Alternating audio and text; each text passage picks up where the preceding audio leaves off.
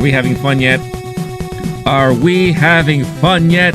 What a lovely day up in here.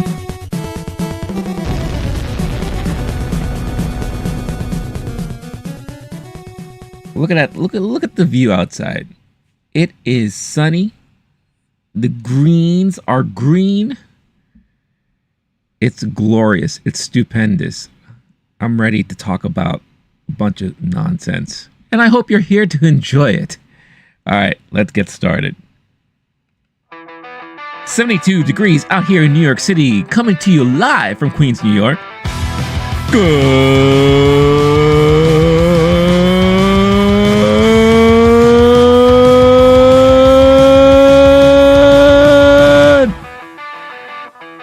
morning. What's up, everybody? Hey.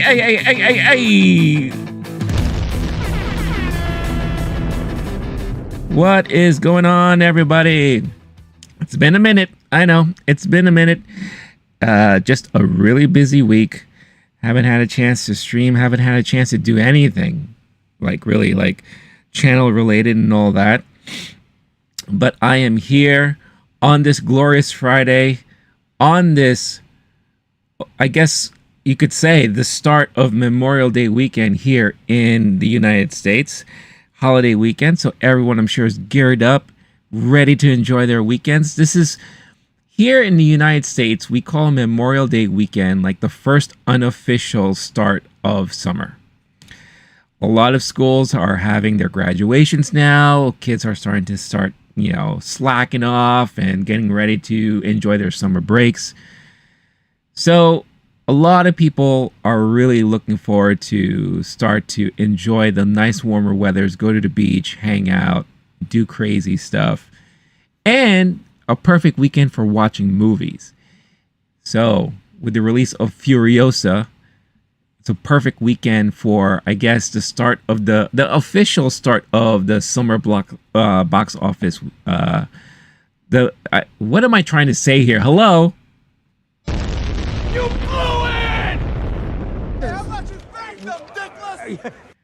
It's the official start to the summer box office season. That's what I'm trying to say.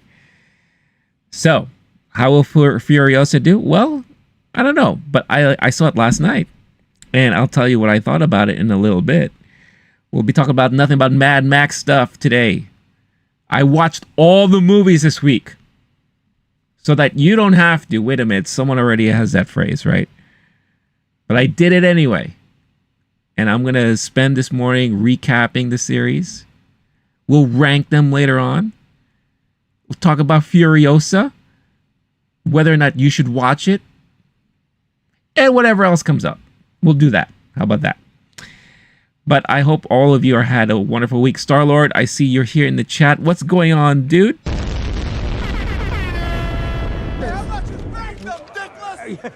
I hope you're doing all right. Yeah, good old Doug. Yeah, Channel Awesome. You know, I'll be honest with you. I've never watched his stuff. Of course, I've watched Angry Video Game Nerd, and I know they had collaborations a lot back in the day. But there was this YouTube channel, Night Owl, I think it's called, did like a crazy ass 2 or 3 hour documentary on Channel Awesome and the start of Channel Awesome. And this guy is meticulous. Like, he goes through the very beginning, and then he even goes into the additional characters that was featured on Channel Awesome. Talked about the website. I know the website now no longer exists, and it redirects just directly to the YouTube channel now. But back in the day, before YouTube was YouTube, everything was posted on the Channel Awesome website. Right. And that's another way that he also was able to get out of the whole copyright stuff. Host it yourself, and hopefully people will watch and pay and all that stuff like that. So I know more about Doug through that documentary than I do actually from watching the channel myself. It's like him and I forgot the lady's name, the girl. Because he was supposed to be like the the guy, right? I forgot what the monikers were, but yeah, I was there since the guy with the guy with the glasses. Yeah, that's right. Yep, that's right. See, I know those references because again, the documentary was so good at highlighting a lot of those moments from the Channel Awesome early Channel Awesome days. You know, the fake beef he had with AVGN and the nerd there. Really funny stuff. So, but yeah, that's classic YouTube right there. That is classic YouTube. You know, it's crazy. It's crazy how far the YouTube landscape has evolved since those early days, the days of the wild west.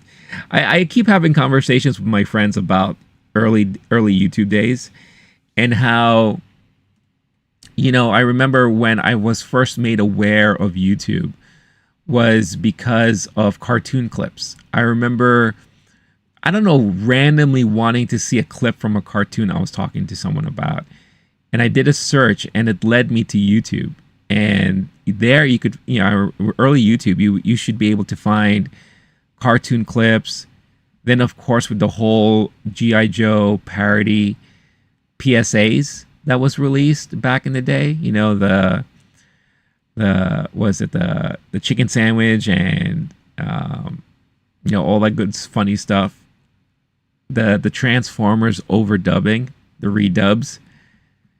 You know, I remember all those things. It was so funny. Like, this is the stuff I used to remember laughing at during my lunch breaks. Back then, I remember I was working at a video game company at one point, and during lunch, I would gather everyone together. And it's like, all right, well, what are we gonna watch on YouTube today? Like, let's choose a clip, right? And it was always a lot of fun to do that kind of stuff. You know, but yeah, that was like early YouTube days. So much fun. But Star-Lord, hope you had a great week. I don't know, who has plans for the weekend, for the holiday weekend? I'll tell you who doesn't. This guy right here. You know why? Because I totally forgot it was Memorial Day weekend until yesterday. For whatever reason, I was under the impression that Memorial Day weekend was next weekend, not this weekend. So it just goes to show you once again, my mind is a scrambled egg goodness these last couple of weeks.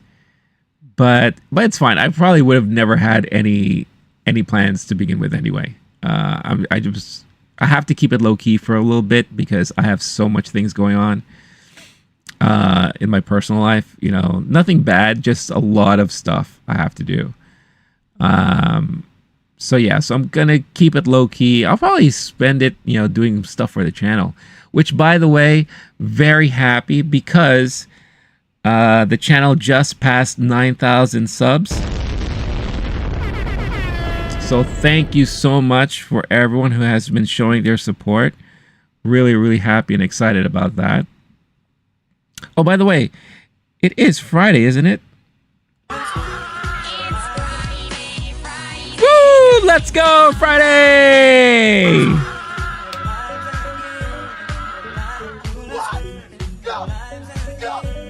All right, enough. So I was just wondering, what did you do at the video game company? I was the director of quality assurance. So I was the guy who not only did it, but also managed the team that did it. But we QA tested the games that we published. I worked for a video game publisher in two separate moments in my life.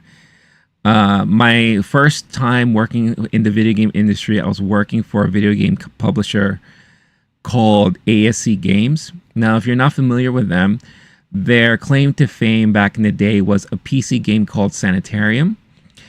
And on PlayStation 1, they were also very known for their biggest title, I would argue in saying, was 10-Pin Alley. So when I joined that company back in the day, this was like 98, 99-ish era. I was QA testing. I was hired as a QA tester and I QA tested Animaniacs 10-Pin Alley. They got the license to Animaniacs. So I was able to QA test that game for the PlayStation, the very first PlayStation.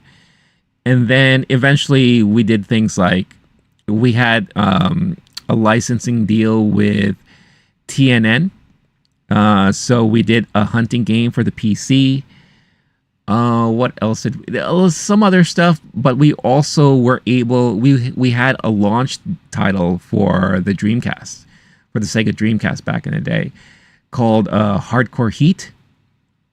Originally in Japan it was called Buggy Heat, but we published it here in the States as Hardcore Heat because, again, we were using the TNN license. We also did a very awkward Jeff Gordon XS Racing on the PC. So you will see that my name's in the credits of a lot of these games. I actually have a color in Hardcore Heat named after me, and that is Zalata Blue. So if you ever come across that game and you change up colors of your cars, Zalata Blue is my color. And then my second stint in the video game industry was later on for a company called XS Games. And they were like a budget video game publisher. So a lot of stuff that we published was very much from the bargain bins. Basically, we were helping developers from Japan release their games statewide. And maybe they didn't have the means to, or maybe they didn't have a lot of money. But one of the things that I would say that was kind of one of my crowning achievements of my video game industry life, I guess, was that one of the games that we published was featured on XPlay on G4. And they trashed the game from like it was just an epic trashing of the game. How they made fun of the cover art, how it looked like a Charlie's Angels ripoff, but it had nothing to do with what the game was about. Plus, we re-recorded all of the dialogue in the game to English, but we didn't have a script, so we made up shit, and you could hear me saying things. Of course, it's all modulated and all that. But we would say things like, "I'll kill your dog," or with some really stupid lines, and they caught it, and they were just trashing it left and right. And I remember watching XPlay one night, and all of a sudden, bam, it showed up. And I was like, "Oh snap! There you go. There is a game that I helped publish." I help record voices on, and they're trashing it. And I saw that, I took that as a badge of honor. I was like, you know what? You can't get any better than that, to be honest with you. Game testing can be fun, but it's very repetitive. Very repetitive. And to be honest, after a while, not that I got tired of it, but it took away the fun of playing video games for me. Because I noticed what I would do now, not now, but then, anytime I played a game, was I was looking for problems. So I got too accustomed to looking for bugs or looking for things that don't make sense, that instead of enjoying the game for what it was, I spent a lot of my times looking for the issues. And I will call things out. And these are not games I'm not even involved in. I'll just be playing something for fun. And I'll be like, oh, they did that wrong. Oh, this, there's a collision problem there. There's a clipping issue there. And I was like, what am I doing? So that's one thing that I definitely will say it took a toll on me for a while. And it's kind of like movies nowadays too. It's like, since I do this on the channel where I review movies a lot, now I look at movies with a very critical eye sometimes. And not on purpose either. It's just inherent now. So I guess that's just also the kind of mind that I have, where I'm very analytical, and I like to look at things sometimes on a granular level. So that's I would say that's one of the downsides of doing stuff like that. But otherwise, I mean, I experienced so many things in the game industry. I was able to attend nice events. It's very rare for this to happen at that time. but I was actually invited to go to the headquarters of the ESRB because we were having issues with getting our game rated at one point. And I said, hey, let me understand how your facility works so that I know what we need to do in order to get our games rated in a proper manner. And yeah, I was told at the time that they don't usually invite people to their facilities, but they did for me. And I guess it's just because I was able to really be friendly with the guy, and I came across as being very sincere. So I found out how they watched the games and they rated games. I kind of had like a quick run through on how that all works. And ever since that moment, I would say during my stint there, I had a great relationship with the ESRB. Star-Lord, I was on a public test realms in WoW, not testing anything, just playing. But yeah, that's cool. Yeah, sometimes I'll get myself invited to like the beta test, the alpha test, and all. Like that happened to me with the Suicide Squad, the recent Suicide Squad game. I got invited to like the alpha build or test or something like that. And I just found myself just playing the game. I wasn't even looking for bugs. And if something would pop up, I'll be like, oh, there's something. But I never even reported it and all. So I can honestly say that my QA testing mind has gone out the window. So I'm no longer looking for issues. But when something does arise, I can talk about it and pinpoint it. Me and my friends, we've been playing Helldivers a lot like crazy. And there are sometimes collision issues within the game, and we would call it out. And some of the guys I play with are actually still in the industry. So we would kind of joke about it and make fun about it. So you'd report if it was really necessary. Yeah. Like if it was like really like stop the presses bug, like crash bugs or anything like that. Yeah, I would say something for sure. But other than that, play for fun at the end of the day. That's really what I did. But yeah, I've always wanted to do like a podcast series about me talking about my life in the industry, especially during that time, because it was a very different landscape back then, and I've witnessed a lot of crazy things. I would say this is like peak E3 days too, that I was there. And I remember the madness of E3 before it became open to the public. This was when it was still very excuse me, wow. But it was still very industry only. But the way that they managed those events back in the day, obviously they did anything to attract people. So you had like women all over dressed up in characters. We call them the booth babes, right? They would be at these booths and they would just be like, it's just insanity what they would try to do to get people to come over to their booths. A lot of celebrities, like me, my friends were able to hang out with Coolio many times because he was such a big game fan. I remember seeing Vin Diesel pop up out of nowhere once promoting. This was when he was promoting that driving game of his. I forgot what the name of it was. But I remember he popped up like randomly at a booth one time. I saw a wrestling match, with Bret the Hitman Hart. I saw some of my friends were able to meet Stan Lee. I saw Tony Hawk doing a half pipe at the Acclaim booth one year. It's just freaking madness, man. Not to mention, I can honestly say this, that me and a friend, still very close friends with this guy, he's like one of my closest friends, we had a chance to meet Shigeru Miyamoto at an event after one of the days at E3. And my friend, because we attended this awards show, Miyamoto was given an award for something. I was sitting at the aisle and Miyamoto walked by and I said, Miyamoto-san, and I waved to him and he was like, oh, hi. And then when we left, he was literally outside hanging out with a bunch of his other guys. And my friend, they gave away these programs. And my friend walked up to him and asked him to sign his program. And I was there with him, and he signed the program. On this one program that my friend has in his possession, he has a signature of Miyamoto and a signature of Coolio on the same program. That is a rare collector's item, if I were to say there ever was one. Yeah, but I was there to witness it all. It was brilliant. It was really, really brilliant. It was fascinating.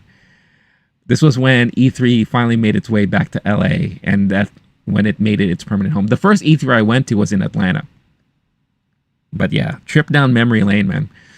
It's crazy. It's crazy. One of the craziest things I also saw was, I forgot what booth it was. It was kind of like an indie booth.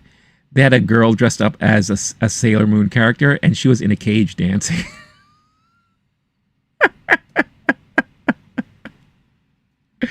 I was like, what is this world I'm in? What is this world? I also remember walking by and watching, who's that? The kid who played Anakin in The Phantom Menace. And me and my friend, again, another good friend of mine who I'm still very close friends with, we saw him and we could tell he's kind of like weirded out by the whole spectacle of everything. And maybe he looked like he didn't know what to do. And I was like, this poor kid, he has no idea what's going to happen to him. You know, because this was like, I think this was like right before the movie came out too. And he was there to help promote the pod racing game for Acclaim that came out on the N64. So he was there to promote it. Jake Lloyd, that's his name. I just remembered. Yeah, poor kid, had no clue. And I will say that, and I think I have this on video somewhere, on VHS video, mind you, that this was, I think this was in 1998. It had to have been the year of Third Eye Blind, because at least 4 separate booths that are not associated with each other played Third Eye Blind songs in their booths. And I was losing my freaking mind. I was like, all I heard for 3 days straight, walking around the damn thing, was Third Eye Blind over and over again. I'm just like, what the fuck? Enough. Then the Me Too movement happened, and you heard him, girls. Party's over. That's right. It's true. And the industry changed, or they had to change, right? And then especially once they started opening things up to the public. Yeah. I think one of my other favorite memories of those times was attending the parties. Because one of the most exclusive things to do was attend the Sony party. That was like the hot ticket of every E3. And having a chance to go was like, you know, an honor and like a lucky thing. And they always had big spectacle events at their parties. And they always invited musical guests to perform. My first Sony party I attended, I saw Beck perform. And I felt bad for Beck because you could tell there were a lot of people who were there that didn't really care about him. But I was like right in front watching. And I was like, because I like Beck a lot. And dude was performing his ass off at the time. And then there was this one other time where their party was in one of their studio lots. And Incubus was there. And before they became big, Black Eyed Peas performed. And I remember watching them perform, and I said, this group has got something. They got something. You know, I like the feels and the vibe coming from them. And then literally like months afterwards, that's when they started really blowing up. You know, but at that one event, it was like kind of like a circus atmosphere. So you had stilt walkers at one side, you had luchador wrestling at another corner. It was just insanity. Insanity.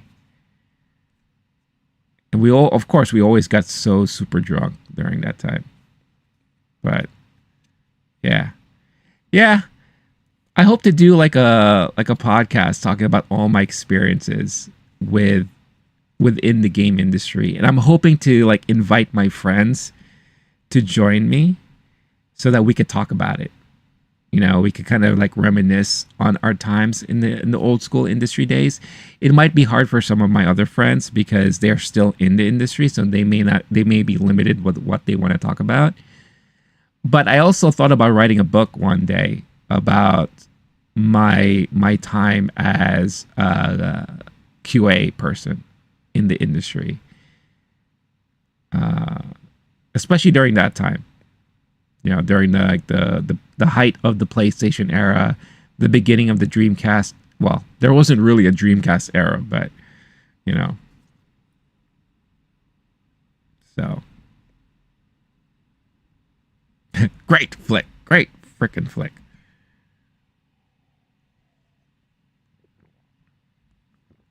So yeah, so that was my life in the gaming industry. And thank you, Starlord, for allowing me to go through. We do need a Biff sound bit. Yeah, I'll work on that. I'll work on that. That'll be nice. Butthead.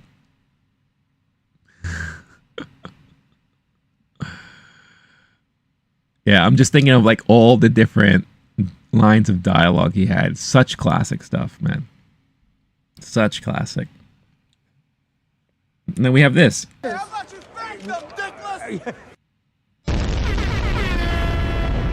A soon-to-be classic. Soon-to-be classic. And if not, it's going to be a classic to me. All right. Oh, shoot. You know, I forgot. This whole time, I haven't been live on Shorts. And that's terrible. I could have shared my lovely trip down memory lane with the Shorts viewers. Oh, well. It's okay. It's fine. There'll be more times where I'll talk about my life in the game industry. I wanted to start the series, you know, where I said I wanted a podcast where I talk about my life in the gaming industry. I really wanted to call it My Life in Gaming because in a way it's true. That is my life in the gaming industry. But there's a channel like that already. A very, very well-known, old established channel called My Life in Gaming. And I watch those guys all the time. You know? So it's a shame. What's going on, RIP? No gaming news today. I was just sorry. I know I went live on Shorts very late. But on the regular formatted live video, I was talking about my life in the gaming industry, the companies I worked for and what I did, and some of my experiences. So, yeah, I apologize if you missed that. I forgot to be honest with you, I forgot to hit live on the Shorts format. So that was my bad. That was my bad. But you know what? Maybe what I'll do is I'll clip that part out from the beginning of the stream and I'll post it as just a regular video. So if that's something you're interested in hearing me talk about, then I'll post that up on the channel. But nice to see you here, Rip. Hope you're doing cool. Hope you're doing well. I hope you have a great. I don't know where you're from, but if you're in the States, I hope you have a great plan set up for you for the Memorial Day weekend. But this morning, we are going to be talking about Mad Max, especially Furiosa, that being the new movie that just came out today with previews from yesterday.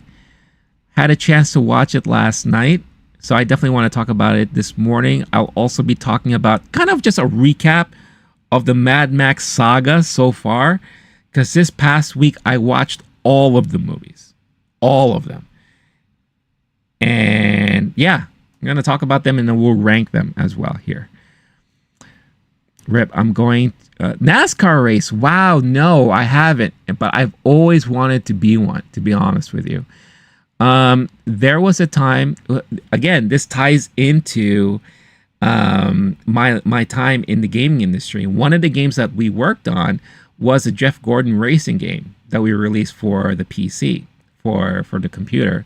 We also have one that was released for Game Boy, because we teamed up with Jeff Gordon at the time to do a racing game for him. And we made it kind of like a futuristic racing game.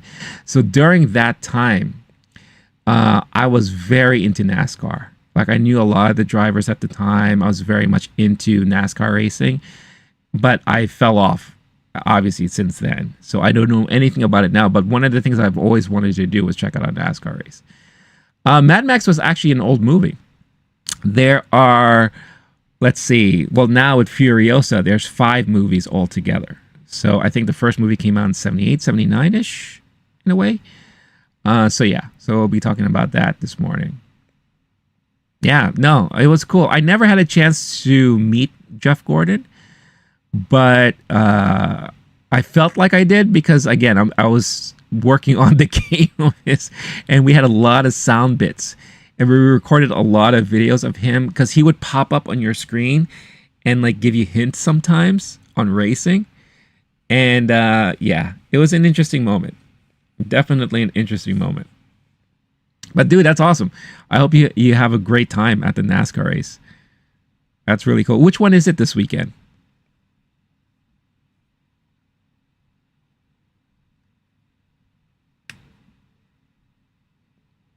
I'm not really familiar with all the different races that happens during the season, so I'm kind of left out of the loop of all that stuff.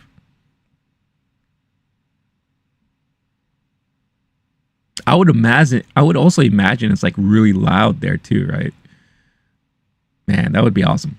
Yeah, I hope to attend one day. You know, I'm here in New York City, so I guess the closest I could go to would be Saratoga, I guess. I am the Knight Rider, the suicide. What would he say? I just freaking saw it. Mad Max quotes. Oh yeah, what does it say?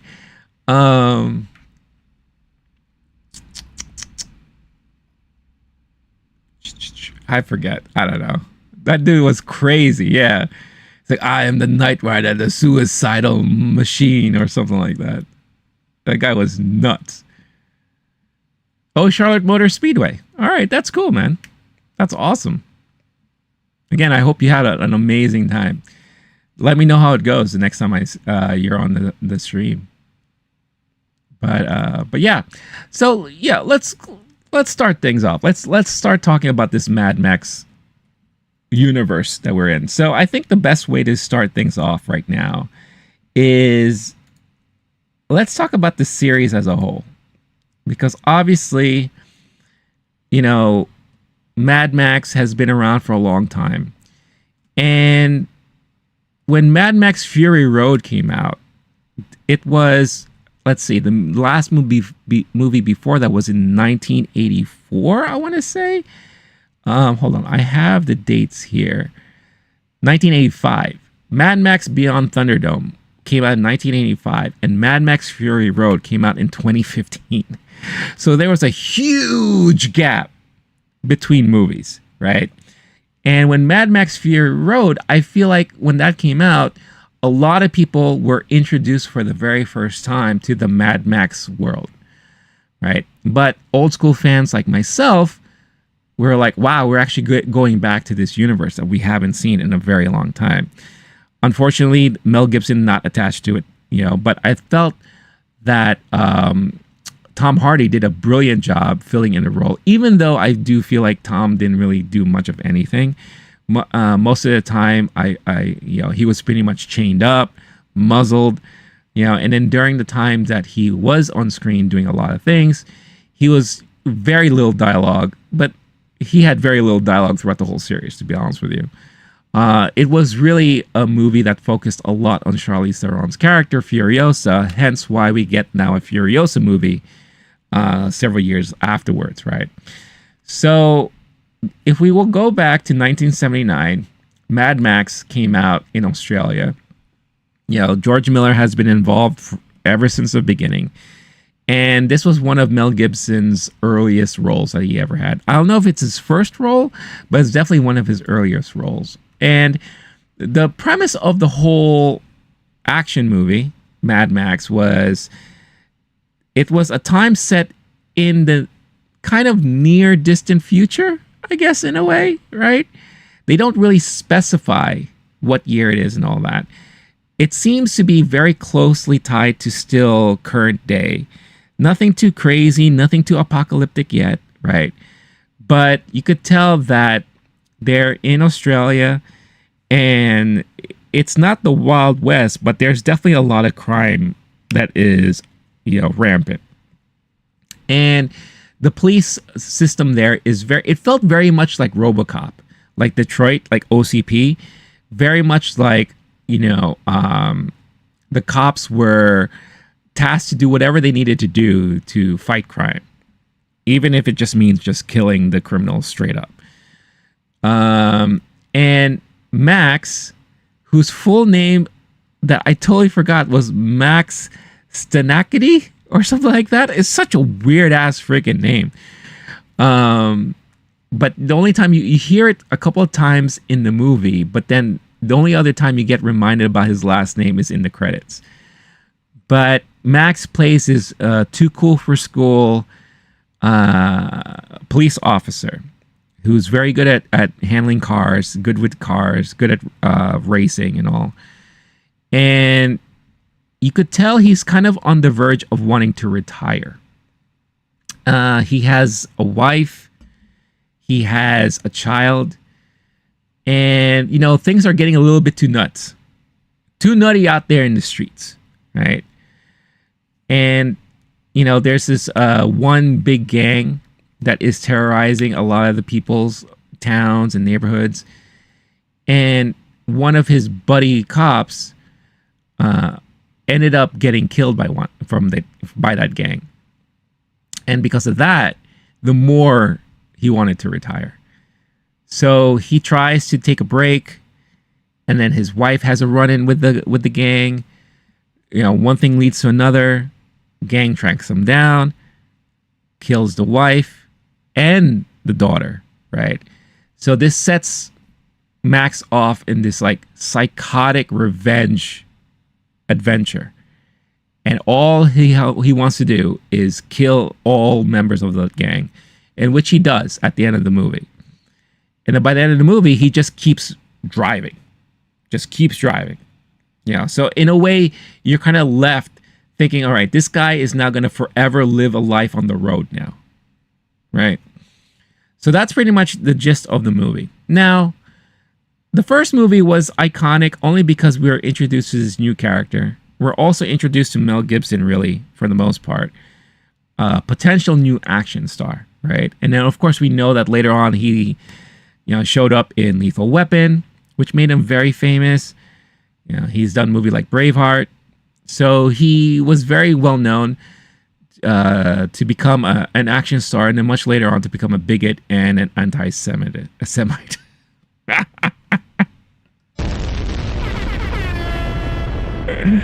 But that's neither here nor there, right? A bearded Mel Gibson should be that would be awesome if they were to do like another Mad Max movie and they had him come back as a new Knight Rider. Like, I'm the new Knight Rider. I'm your suicide machine hitmaker or whatever. That would be freaking brilliant. That would be amazing. But yeah, the movie in itself was very much considered to be like an independent action movie because it had limited release here in the United States, but it really was big in Australia. And I'm reading here online, it became a top grossing Australian film, holding the record in Guinness Book of Records for decades as the most profitable film ever created, and has been credited for further opening the global market to Australian new wave films. So that's one of the biggest claims to fame of the original Mad Max film that came out in 1979. Now, fast forward a couple years later, we have 1981, where Mad Max 2, aka The Road Warrior, as it was titled here in the United States, came out. And this was really the first time real American audiences were introduced to the Mad Max character. And this movie goes far forward, fast forwards to now we're getting into more of like the apocalyptic kind of environment where you start seeing the wastelands develop, people fending for themselves. Oil is a hot commodity, oil and gasoline, right? So you could see that is like the biggest form of currency, or I guess the biggest thing to really gather and scavenge. So when we are introduced to Max here, Max is already been on the road for God knows how long. Again, they don't really specify the amount of years he's been, he's been out there. They don't specify the year that we're in, but we could tell this is much, much more into the future, right? Later on, we come to find out that everything that happened in society was due to also nuclear fallout and all this stuff. That was kind of like unveiled in the third Mad Max movie, Beyond Thunderdome. But here in Road Warrior, the big premise and the big theme here is mainly because Max is on the road. He's looking for gasoline, right? He's looking for oil and fuel. And he comes across this little town that is basically guarding an oil rig. So they can produce their own oil and their own gasoline. But they're just like renegade kind of gang that is going around, pillaging villages, pillaging and raping people and killing people, of course, to get oil and gasoline. So they ask Max to help them out. Max is reluctant, but he finds out he has no choice because this crazy gang takes up his car, destroys things. So he has no choice. He needs a way to kind of not only get back at them, but get himself back on the road. And he's going to use these guys for help. He befriends a guy who tries to steal his stuff before, owns a gyrocopter, right? So now we have someone who could like fly in the air as well as having vehicles on the ground, right? So it became just a big us against them type of movie, right? And story-wise, I mean, the Mad Max movies, at least the first two, very little on plot. Very simple plot, simplified plot overall. It's the action that really gets you and hooks you in. And one thing good about George Miller is that he's very good at these action sets and these action sequences.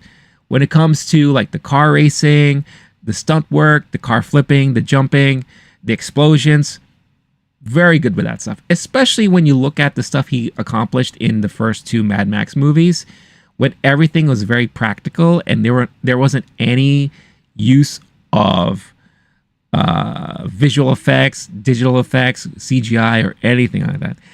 Star-Lord with the quote right there is like, "I am the rocker, I am the roller, I am the out of controller." Very famous quote. Love it. In Road Warrior, when the guy was introducing the leader of the gang, he's like, "He is the Ayatollah of rock and roller." Very, very famous line that later on wrestler Chris Jericho took on and used that as kind of his gimmick. But Mad Max 2, again, there's this little kid that was, they called him the feral kid. He used a boomerang that was able to chop people's hands off and heads off that he befriends. A very common trope, like in the early 80s action movies, and you've seen this like in the Conan movies and other movies of that time, is that there always has to be someone that the main dude, who's like a badass, has to partner up with some sort of comic relief or something that is kind of awkward, right? So you had Max, who befriends the gyrocopter guy, who's kind of like an awkward kind of comic relief kind of dude, right? And then the little boy befriends him, takes a liking onto him, right? So you see that a lot during the action movies of that time. And basically what happens here is that they eventually were able to fend off these guys. They, got a rig to kind of leave the compound, and a giant action sequence as this gang is trying to take over the rig because the rig has all the gas, or at least they thought they did. Later come to find out that the rig was just filled with dirt, and the separate convoy left with all the gas in their vans and all that. And it looked like Max wasn't even aware of that because he was kind of surprised by the end of it when we thought he was going to die. And the rig, kind of turned over and all that. But he made some friends. He had some stuff going on. And he continued his life on the road. Right? And that was all it. So again, very light on plot. Very simple to follow. At the end of the day, you watch a movie like that for the action sequences, the over-the-top absurd characters, which we got a lot of. And that was Mad Max 2, The Road Warrior. Hey there, I want to say your name right. Eliezer? Hello from good morning to you. Or are you saying good morning to me? What am I saying? Okay, I need more coffee, guys. I'm sorry. But nice seeing you from Brazil. I have a lot of Brazilian viewers. It's amazing how a lot of people from Brazil either watch my streams or watch my videos. And I noticed that in the stats too. Hey Audrey, good morning to you. Or good evening. I don't know what time it is where you are. But thank you for saying hello and thank you for chiming in. We're talking about Mad Max this morning. Guys, also don't forget, if you can, kindly please hit that like button. Very much appreciate if you do that. Would love it if you do that. But yeah, we're talking about Mad Max. Just recapping the series so far before I get into my review and discussion on Furiosa. Audrey, it's 7:55 where you are. Okay, so you are on the West Coast. Awesome. Nice to see you here. Thank you so much. So like I said, Mad Max 2, very thin on plot, but great action sequences. And I'll be honest with you, watching these movies now, the first two movies aren't really that great. I'm just going to say that here. I know, hot take. I know, hot take. They're not great, but they're classic in a way because, again, during that time in the early 80s, we didn't see a lot of movies like that. And for what it's worth, and for the action sequences alone, they are very iconic. And that's what turned Mad Max into a very iconic figure. The whole concept of the apocalypse at the time, Eliezer says it's 11:55 there in Brazil. Okay, awesome. That's your nighttime, I believe, right? If I'm not mistaken, or morning, I'm not sure. Early afternoon, I don't know. But again, I appreciate you guys for hanging out. And if not for nothing, it introduced us to Mel Gibson, who later had a really amazing career in the 80s and 90s. I already kind of hinted as to what led to whatever stuff happened afterwards, but we won't talk about that right now, But like I said, for the time, especially when there were a lot of these kind of new action films that came out from other countries, I like to say the Oscar de Laurentiis days, right? Or what is that that company that put out a lot of those action movies? Canon, the Canon years, right? We got Rambo, then we got introduced to Commando, so it was very, very refreshing to see movies like this coming out. Just a new take, and the whole apocalyptic kind of feel and look, a lot of that influenced many different movies moving forward. Anytime there was any reference to the apocalypse, they usually would borrow from Mad Max, especially from the renegade gangs, the crazy heavy metal looking gangs. One particular person showed up not only in Mad Max 2, The Road Warrior, but also showed up in the movie Weird Science as kind of like a walk-on when I believe one of the guys, Wyatt, or one of those guys, wished to kind of be strong or kind of do this thing to make himself more alluring to women. So he said, oh, why don't you pick a fight with someone? And then they had these biker gang showed up that looked like they came from the apocalypse. And the same guy, same actor, in the same type of character showed up in Weird Science. And he was the same dude that was in Mad Max 2, The Road Warrior. So I thought that was really, really funny. What's up, Sergatov? Good morning. Thank you for chiming in. Eliezer, been studying English for over 7 years, and you're going to the United States. Awesome. When are you planning to go? When are you planning to visit? And where in the United States are you going? That's going to be really fun and exciting for you. So that's awesome. Mel Gibson never played a villain in movies. Not in movies, but I think Mel Gibson played a villain in that Continental series that came out last year on Peacock. That is like the spin-off prequel to John Wick. I think he played a villain there. And he may have played a villain in some of his more recent movies that not a lot of people have watched for obvious reasons.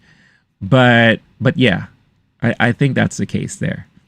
So after we get Mad Max 2 in 1981, fast forward 4 years later, we get Mad Max Beyond Thunderdome in 1985. Woof. I got to be honest with all of you. This was a horrible rewatch. This movie is painful. It is hands down, and I know I'm kind of spoiling it when I come to the rankings when I do that later. It is hands down the worst movie in the Mad Max franchise altogether. This is what I call the MTV generation, where everything, or a lot of movies at that time, felt very MTV-like. They had to cast some sort of popular person, whether they're a singer or someone who is not an actor, to act in the movie. And in this movie, they got Tina Turner. Now, don't get me wrong. I love Tina Turner. She's a great singer, great songwriter, great performer. But to be cast in a post-apocalyptic action movie, no, not a good fit. And this was one of the first times when, was it The Expendables? No. I think Mel Gibson showed up in The Expendables. Did he show up in The Expendables? Maybe the third one? Second or third one? Not the first one. Christopher? Love. Thank you. Your toe? My toe? Our toe. There you go. But Mad Max Beyond Thunderdome went completely in a weird direction.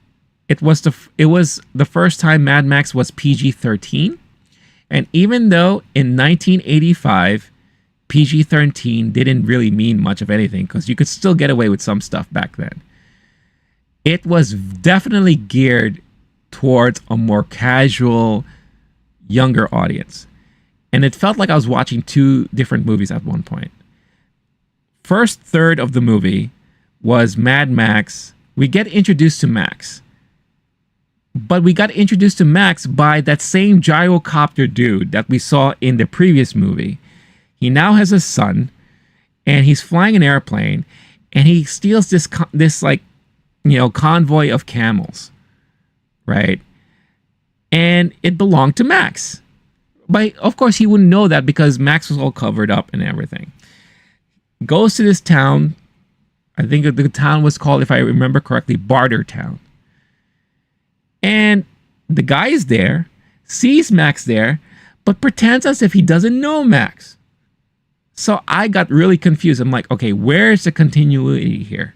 We're not following the whole plot here.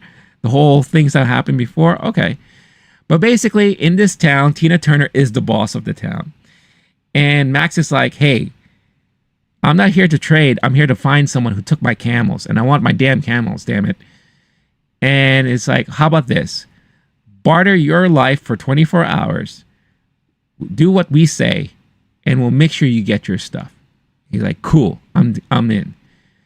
And what they want to do is they want him to take out this other guy that's working in this town who says he's running the town, but they don't want him to run the town. Right? And the guy's name is Master Blaster. But it's not just one guy, it's two guys.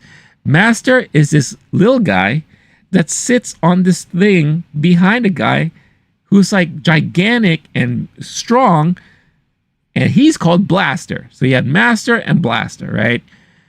So it's Max's job to try to confront these guys and get him to stand down somehow. Obviously, that didn't work. So now they have to fight. And they have this thing called the Thunderdome, where it's like every man for themselves. 2 go in, 1 comes out.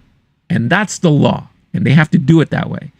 So now you got Max fighting Master in this crazy, no holds barred fight that somehow, for some reason, they're attached to bungee cords and they're flying and jumping all around and doing all these crazy things. You know, he eventually ends up beating Master, knocks his helmet off, finds out that the dude is actually disabled. He's like a deformed baby of a guy, but in a big, bulky body. And Max refuses to kill him. And they're like, oh, you can't do that. So now you're going to be banished and, you know, you're sent out to forever roam the desert.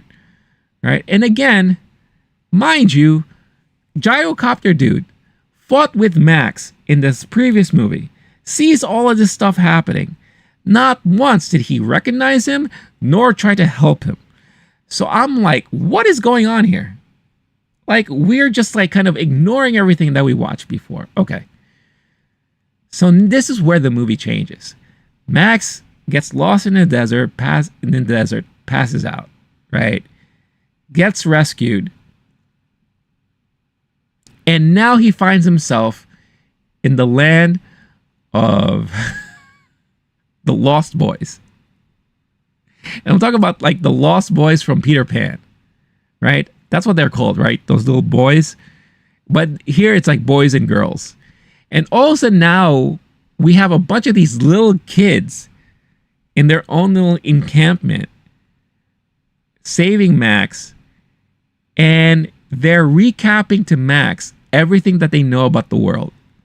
How, you know, the world used to thrive with cities and big buildings. And the way they're recapping things is the girl is holding a stick with a big frame that looks like a television. And they have drawings on the wall. And she's hovering this stick with the frame on each big drawing on the wall as if they're watching television. But these are kids who didn't grow up with that. So how did they know this? Ah, there's an explanation for that. Because they found a viewfinder. And in this viewfinder, it tells the history of the world. And how there was airplanes and buildings and bridges. And there's this guy who's a captain of a pilot. And they think Max is this guy. So Max, in their eyes, is like the savior, the messiah, who's going to rescue them and take them away. Why? Because he has a likeness to this guy in the viewfinder thingy. And guess what? They have an abandoned airplane right outside. Whoa. Max is like, you guys are all crazy. We're going to stay here, stay out of trouble, and that's it. All right? But of course, kids don't listen. They don't do as they're told. So you have a group of kids that leave, trying to do something. They're lost in the desert. Max has to go save them. And they're like, all right, we're out here. We might as well do something with our lives. So there's Bartertown. This is our best bet to get out of our dumb situation and live a better life. If we overtake that town, or at the very least, take down Tina Turner. So they come up with a plot, and it's like the dumbest thing. And they're going to infiltrate, save Master, who's still alive. Blaster's dead, by the way. They killed him. That poor bastard. But they're going to rescue Master, team up with Master to take over Bartertown, overthrow Tina Turner, take over this. All of a sudden, in none of the Mad Max films have we been introduced to railroads or tracks. But for some reason, there's one here all of a sudden. And there's this one giant kind of like locomotive thing that has all of these like cabins that they could like put things in. So they jump on this cabin, break out of Bartertown with Master Blaster, who's now dressed up in like old English, like gentlemanly suits and all that. He's all of a sudden very proper. And of course, Tina Turner's like, that's You can't get away. And man, she is like over actress galore. Hey, you can't do that. We're gonna get him. I don't need another hero.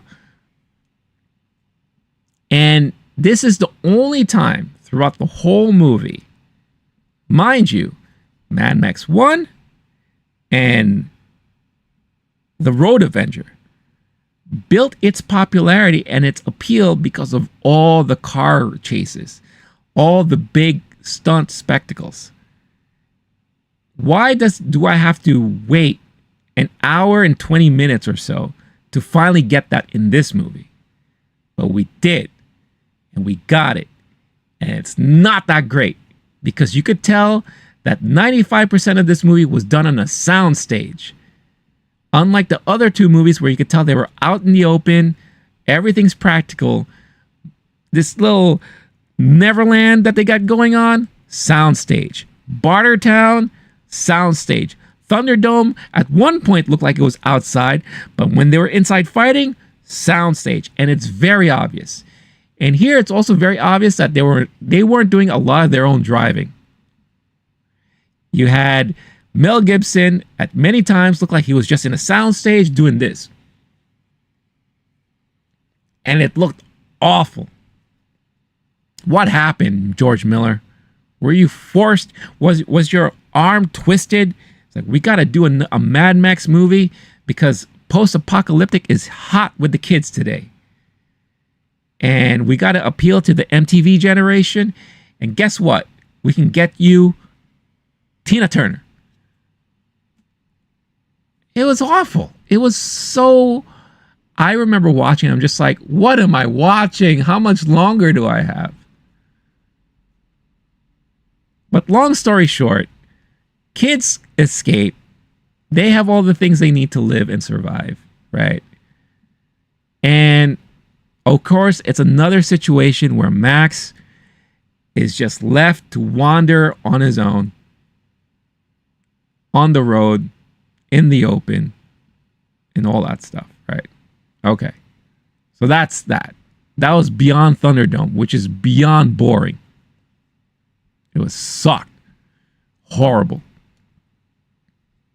Painful to watch. But I did it so that you wouldn't have to. Sorry, Doug, for stealing your line. Stoller, it's my least memorable Mad Max movie. Yeah. I forgot how bad it was. Because again, I don't think I've seen it since 1985. But it was god-awful. God-awful. Oh, and I forgot to mention, so Max and Gyrocopter Dude finally met towards the end of the movie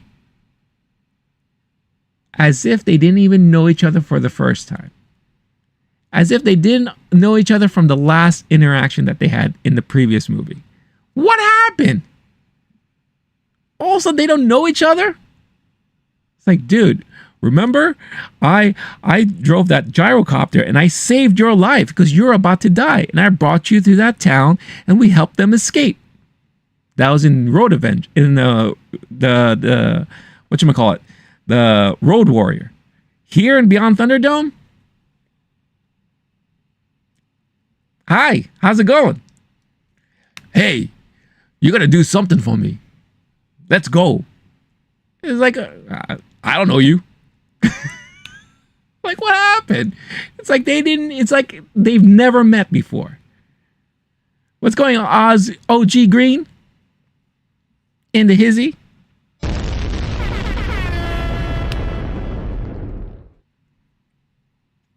You saw it one good time decades ago. Sounds like it didn't age well. Nope, sure ass didn't. Tell you that right now. If you were to rewatch any of the Mad Max movies, do not do Thunderdome. Please don't. Unless, if we were like us back in the day when we did our bad movie nights, this would be a perfect candidate for that. What's up, my China? What's up?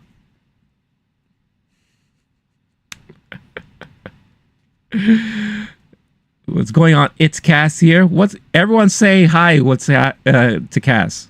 Hey, Cass is here. Also, since my good old friend Oz Green, who I was talking about before, this was the guy that I was with, that I was talking about before, at that E3 where we saw Jake Lloyd. And we kind of whispered to each other that this poor kid has no idea what this kid's going to get himself into. Oz, I don't know if you remember that. Also, I don't know if you remember, this is another funny story. I was with Oz at the E3 in Atlanta, and we passed by so many famous people that we didn't even bother talking to. And these were like nowadays they're considered to be well-known comic book artists. But I remember we walked by Mark Quigley, who's now a very famous X-Men comic book artist. And I remember we saw his table, and I said, "Hey, you want to say hi to this guy?" And I was like, "No, I'm good."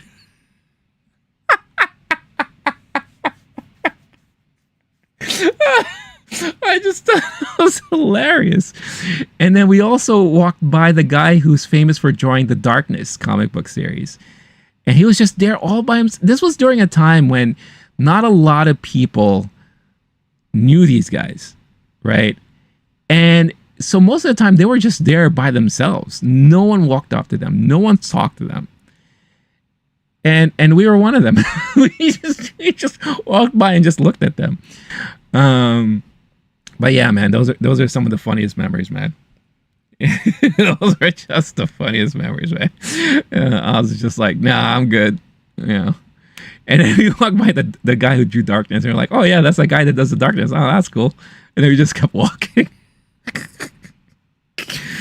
Oh man, we were such fools, man. We were such idiots. Yeah, I'm telling you, like. I mentioned earlier in the stream that one of these days I definitely want to do a podcast where I talk about all those days and all those memories, because we have a lot of funny stories to talk about back then. Not to mention like the Big Boy movie we did. We got to find a copy of that. We did a movie when we were working at ASC Games. It's just one of those crazy things that we do. And we filmed a movie, and it was just so ridiculous. It was so funny. So funny. Good stuff. Good stuff. Yeah, we need that, man. We definitely need that. We got to work on that. So stay tuned. If you want to hear more stories about old school video game industry days and our wackiness and silliness, it's going to come. I'm telling you, man. We were young and dumb. Yeah. As Oz says, 20-somethings. That's some things for sure.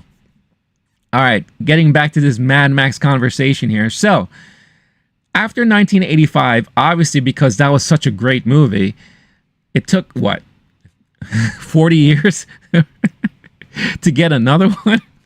Or 30 years? Right? So, Mad Max Fury Road came out in 2015. This is the first time a lot of people are introduced to the Mad Max universe. For those people who watched it back in the day like I did, we get to finally see a new Mad Max movie. Like I said, sans Mel Gibson for various reasons. And also it'll be, I guess for what George Miller wanted to accomplish, he would be too old for this. So Mad Max Fury Road introduces us to Max. Again, don't know exactly what year. Don't know exactly how many years after the last movie, but we are introduced to a Mad Max, or a Max, I should say, that is out of his mind.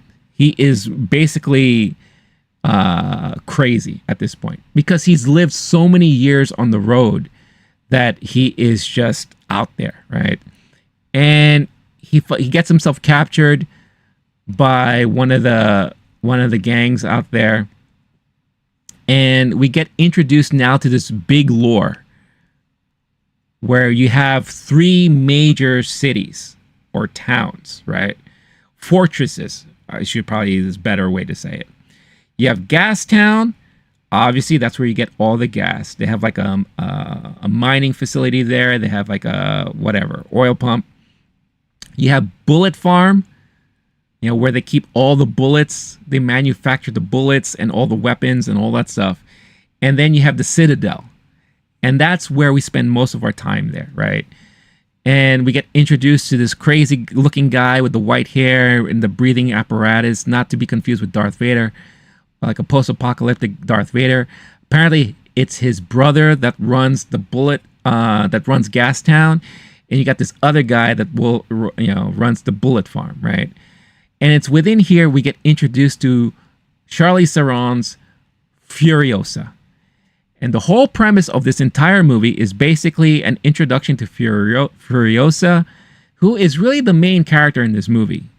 Mad Max finally takes a backseat, and we get introduced to this character who has lived her life being like the big bounty hunter, the big go-getter, the big honcho for the Citadel guys. She's the one that, leads the convoys for trade, going to Gastown, go to Bullet Farm and all that. But you know what? She's had enough. And she devises a plot to rescue all of these wives that are, basically tasked to bear children for this guy, in hoping to give birth to new future warlords, right? So she saves them in this plot, and Max is there to eventually help them. Almost a similar situation with what we saw him do in The Road Warrior, where he had to help that town escape the clutches of like these guys, right? And Furiosa wants to get back to where she originally came from, which she calls the green place, where there was nothing but greenery and, things that you could grow, crops and all that good stuff, right? Later to find out that it no longer exists. It's all desert land, but some of the people are still there, right? So now she's basically, she wants to make sure that Max gets away safe and sound. She wants to get back at the Citadel, right? So she teams everyone up with the Citadel, and Max helps them out also do that too, right? And by the end of the movie, Furiosa lives on to now looking like that she was going to be the new head of the Citadel area, right? All the women, the wives, are all safe and sound. The big head honcho is now dead. That the whole rule has been overthrown. Everyone, the brother from Gastown has been overthrown, and the Bullet Farm dude got blasted in the eyes. And Max, just like every other movie, leaves, goes off into the sunset, never to be seen again, because he lives the life of a nomad. He is not tied to one particular location. His life is the road, and that's where he lives, and that's where we left off, right? So that's, to put it in a nutshell, Mad Max Fury Road, that's what it is. And Mad Max Fury Road is, in my opinion, one of the best action movies that we got in the 2010 era, because the amount of practical stuff and stunts that they did for that movie was fantastic. Now, don't get me wrong, there was also CG involved. What's going on, James Dixon? I see you with your emojiness. Good to have you here. Oh, that's great. Oh, wow, the talent. Let's check out the local talent. Oh, man, stories for another day. But there was a lot of amazing practical effects, right? And George Miller, for a character, for a franchise that he hasn't been involved in, and mind you, this guy is old already, he put on a spectacle that was breathtaking, mind-blowing, and a lot of fun. And this is basically what people loved Mad Max for to begin with.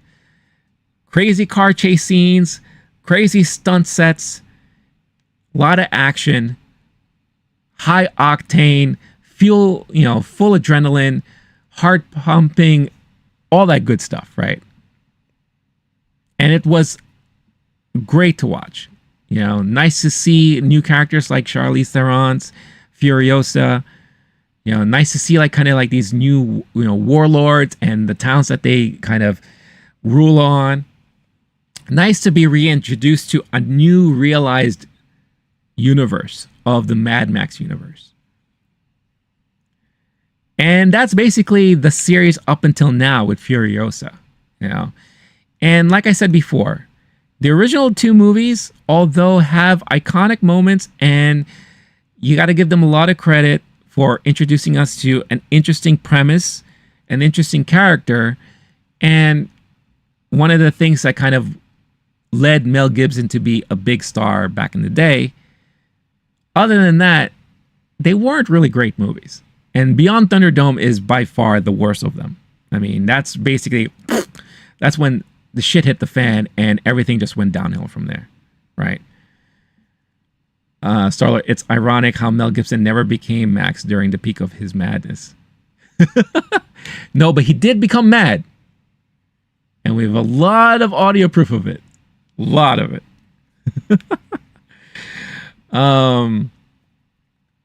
It's only a matter of time. If we ever come across some sort of apocalyptic event where now we have wastelands forming up and the big commodity is oil, I guarantee you we are going to see him in a giant rig driving around like a maniac.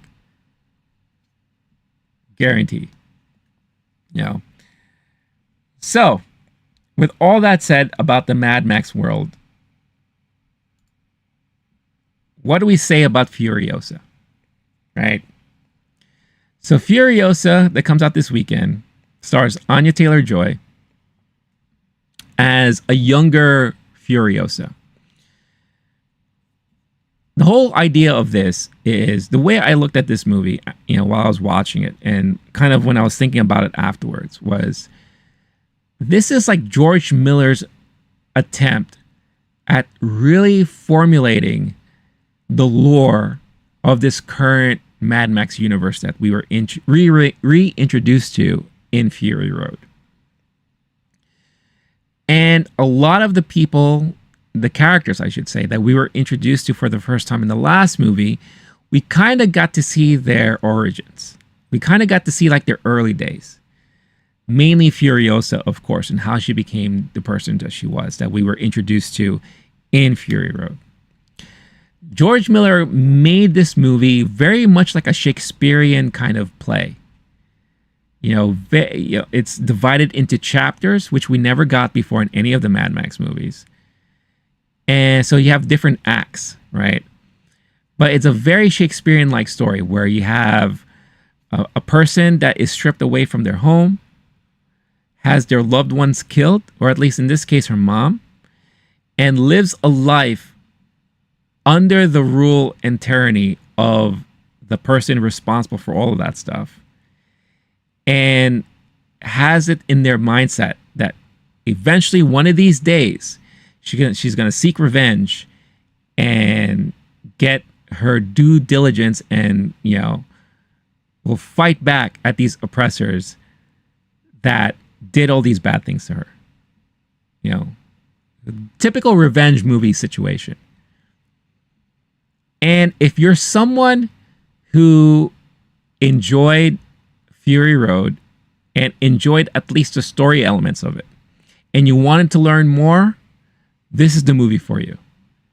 If you really were interested in Furiosa, the character, and you're kind of interested to hear more about her and how she became who she became, this is definitely the movie for you.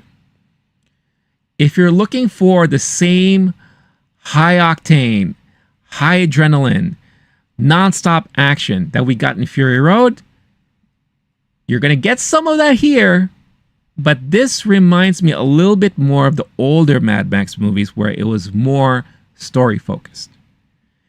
Don't get me wrong, there are at least 2 moments in this movie where you got the crazy non-stop action sequences that felt like it lasted 20, 30 minutes. You get like 2 or 3 of these. But it's not like the endless amounts of action that we got in Fury Road. What's going on, Brittany Dove?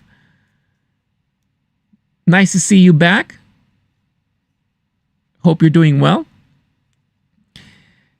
And we're talking about Mad Max this morning. So I hope you're up for that. So it was interesting. It was interesting to see not the difference, but it was interesting. It was interesting to see George Miller really attempt to solidify the lore of this universe, because in the past movies, there wasn't a lot of exposition. There wasn't a lot of explanation as to what's going on what caused the apocalypse. Again, Thunderdome, we got that really cheesy cave drawing fake television program recap from these little kids, which was very cringy. But we never got like an understanding as to why things ended up the way they were, who runs what, you know. Obviously, the only origin story that we got was Max's origin. You know, we understand that, you know, he was a cop, he was married, he had a child, wife and child got murdered, so he sought revenge and now decided to live a life on the road. And then whatever happened, and that was like an endless thing for him. And, you know, things ended up the way they were, and now we are in a scenario, or we're in an existence where we have three main towns. And mind you, this is just in Australia. All of these movies are just taking place in Australia. We are not in the United States. We're not in any other country. So who knows what's happening elsewhere? All of this just takes place in Australia. And that's it. Right? But you see George Miller attempting to really solidify the lore of this universe that we're in. And for that, I totally appreciate.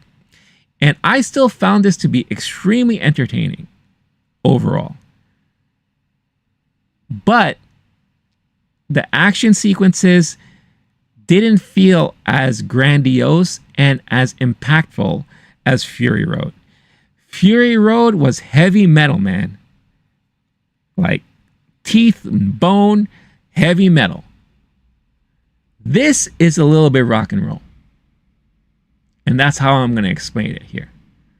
You know, and the reason for that too is because unlike Fury Road, unfortunately, you could tell that there was a lot of CG used in this one.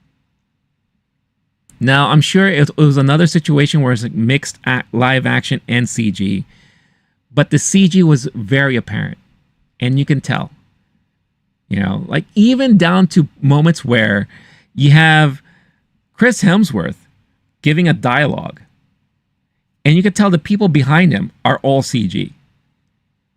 Just by the way they're walking and they're moving, it looked very CG. And that was very unfortunate. Very, very unfortunate. You know, in a way, it reminded me a lot of like, what, a Sky Captain in the World of Tomorrow, but in the desert. But not as bad. I want to make it very clear, not as bad as that movie. That movie was god awful, and I'll be surprised if anyone even remembers that movie of me mentioning it. But I will say Anya Taylor-Joy was really good, even though it's hard to believe that someone so scrawny and tiny as she is can pull off action sequences like that. But she did a very good job. I will say she did a very good job. Chris Hemsworth was also very good as like a villainy character. But Chris Hemsworth is also very good at comedy. And this movie definitely has a lot of more laughable moments that once again reminds me of the second Mad Max movie. The first Mad Max movie was downright serious from beginning to end. The second movie tried to sprinkle in a lot of comedy in there, a lot of like calmer moments of just take a breath. This is a moment I can relax and laugh a little bit about some silly thing happening here. The gyrocopter guy was definitely that character to lend a hand in the comedic moments. The little moments with the boy. Here, there was a lot of these moments too. And you could tell, like, me and the rest of the audience would laugh at these moments. So it really did its job. You know? But what I heard, and there's this one lady that walked up to me after the movie. Missed opportunity too, man. She was very cute, and I could tell we have a lot of things in common. But she was there with her dad that was kind of like disabled, so I didn't want to kind of like hit on her during that time. But she's like, "So what did you think of the movie?" I was like, "You know, I liked it. It definitely felt very Shakespearean. It definitely felt more of story than action. So I liked it." And she said, "I didn't like it that much. It's like the CG took me out of it." Yeah, and I understand he's getting old. Probably doesn't want to waste so much time on live action pieces and practical effects. you know. But it was just she didn't like it as much as she did Fury Road, and she told me she watched Fury Road in the theater 16 times. 16 times. And all she was hoping was that this movie was going to be half as good as that. And it doesn't, from what she told me last night, it wasn't. So maybe she'll see it 4 times or 8 times. Because this movie is still very much worth watching. Very, very much worth watching. And, again, it was just really interesting to see the origins of some of these guys that we were introduced to for the first time in Fury Road. And we got to see the towns, the other kind of fortresses.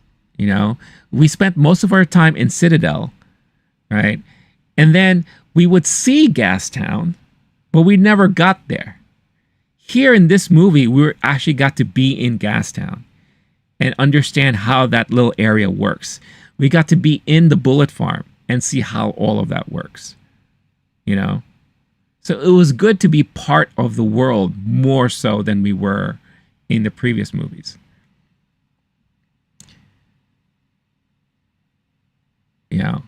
And there's really not much for me to spoil here. This is an origin movie of Furiosa. The movie ends basically where we met her in Fury Road. And they kind of tie it together, how, when all things were said and done, how she continued to do what she did. And then we see her plotting the escape of the women, going into the big rig, crawling into their thing, right? And that's how the movie ends. And then during the credits, they show flashbacks of scenes from Fury Road. Almost like it's like a tribute to like the MAD MAX Saga, because George Miller is really getting up there in age. Let's see. I just want to make sure here. George Miller is now 79 years old.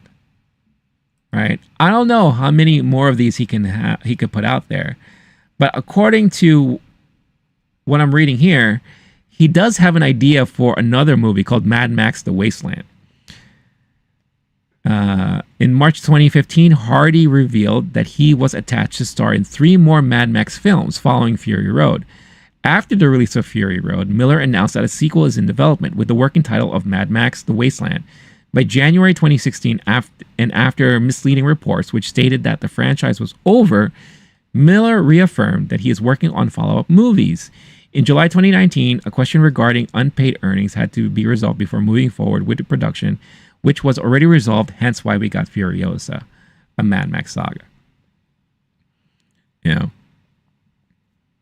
So, but in a way, the way the movie ended and the way the credits played out, it felt very much like, this is in honor of the Mad Max universe.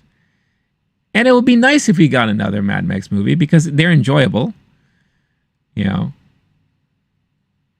But I guess one of the biggest things that people will criticize is the Mad Max universe worth, experiencing without Max in it? That's a very good question.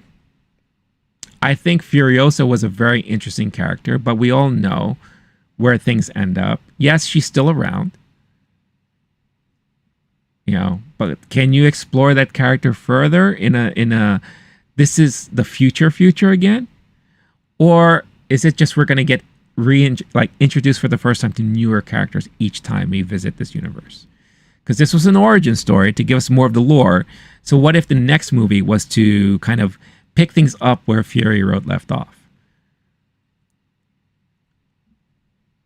But I will say this, and this is spoiler alert, so be mindful. I'm going to put this up there. So if you don't want to be spoiled, heed this warning right now. Mad Max himself does show up in this movie.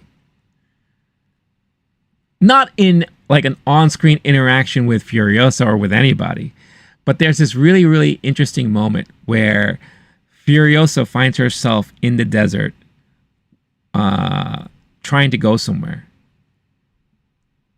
And we get a far shot, right? Up on a mountaintop. Or I guess way up on a dune.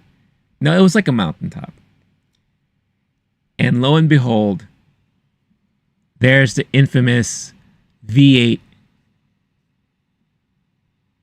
being worked on. And there's a guy dressed up in the Mad Max jacket, doing what he does that we know him to do, eating dog food out of a can, looking out beyond the dunes, beyond the desert, seeing little Anya Taylor-Joy doing her thing. And then that was it. That was a nice little reminder and a little tease to say, hey, Mad Max is around. Actually, they still kind of, if you think about it, they kind of started their journeys in this world almost close to each other. If you were to think about the timeline back then. You know, but Mad Max, of course, Max himself would not have recognized Furiosa, because again, he just saw like some person doing something out in the desert, and Mad Max would just happen to be there, right? So that was really, and I really appreciate that. And I'm the only one who kind of laughed at that in the theater. I was like, huh, but not laugh like as, oh my God, that's funny. Laugh, I was like, oh, that's kind of cool. That's pretty neat. You know? So I like that they did that. You know?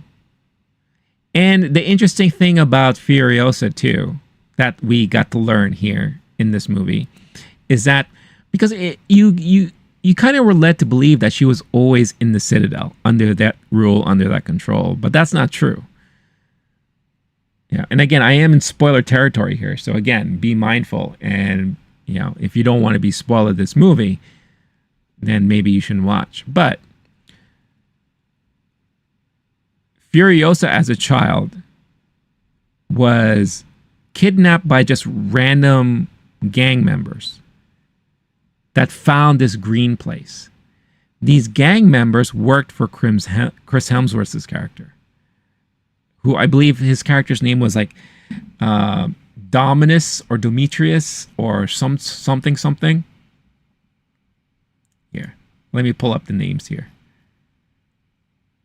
So, yeah, Chris Hemsworth plays Dementus, right? So, they obviously want to find this green place. And they're asking little tiny Furiosa where it is. But she won't speak. They try to escape. The mom tries to rescue her. They end up killing the mom, taking her back. And now she's being raised as his daughter. Calls her Little D. Little D.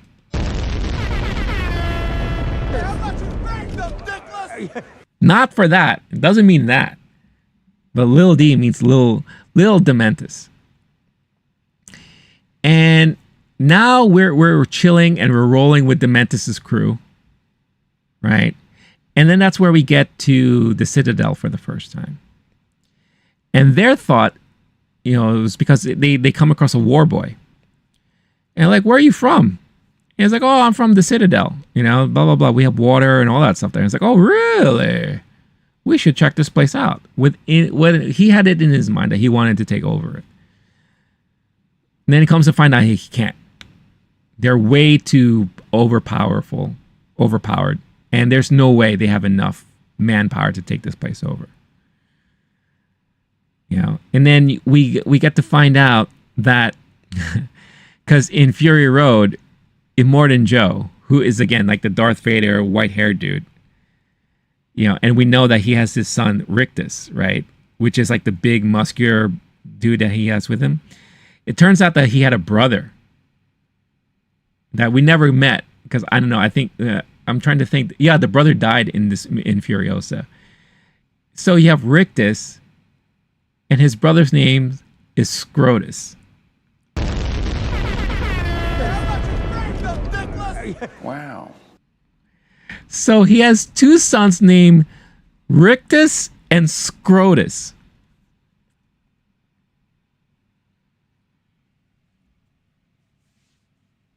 You can't make this shit up. You really can't make this shit up. You know? But we also see that he has the wives.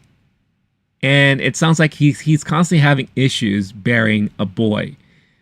Or at least a normal boy.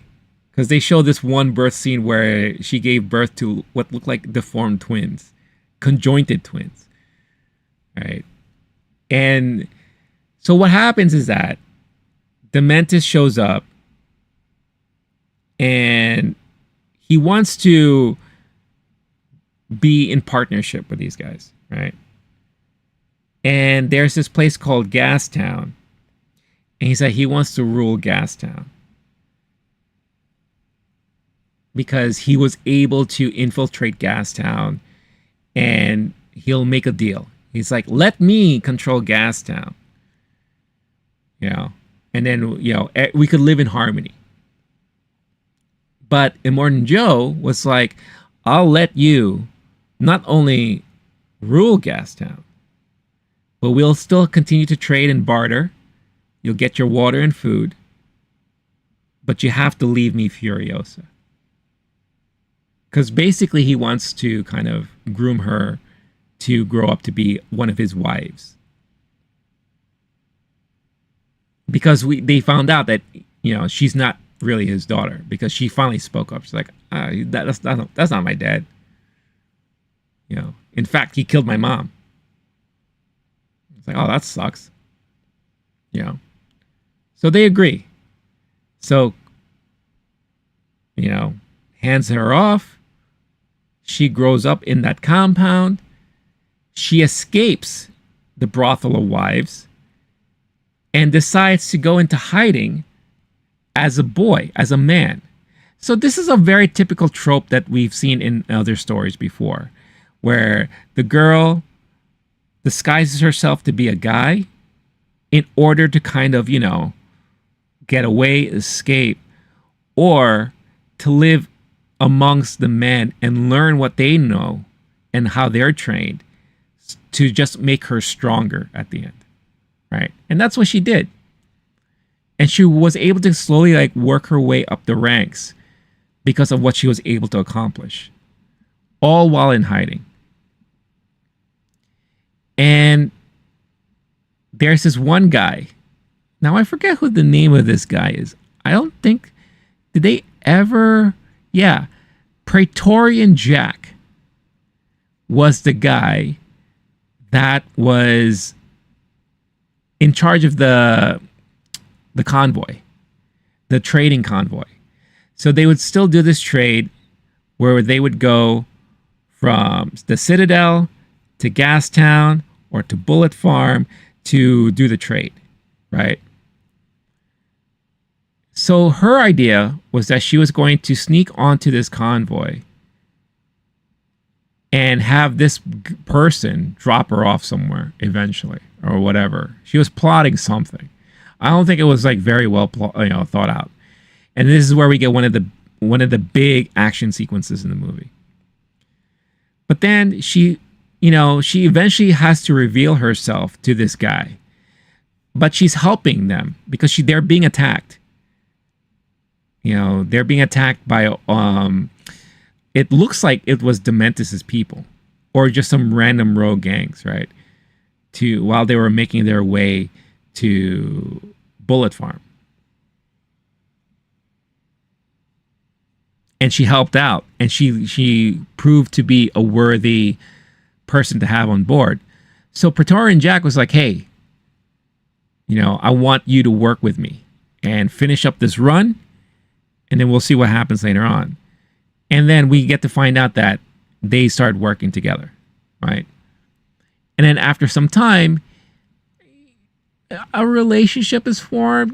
It doesn't look sexual, but at least a bond there. And he wants to help her get away. And during one of their last runs, he was trying to help her get away. It didn't work out. They got ambushed at Bullet Farm because guess what? Guess who's causing problems? Good old Dementus. Because Dementus has it in him that he just wants to rule things. He wants to be the overall owner of everything. Star-Lord, I won't even name my dogs after them. Makes Twisted Metal look like driving Miss Daisy.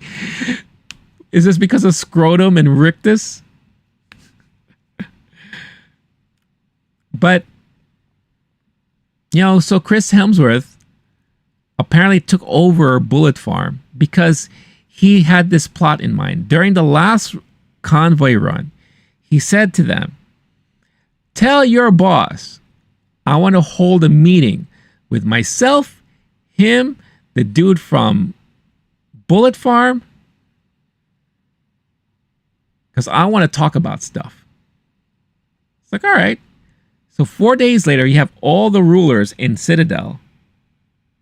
And that's when he took advantage of taking over Bullet Farm.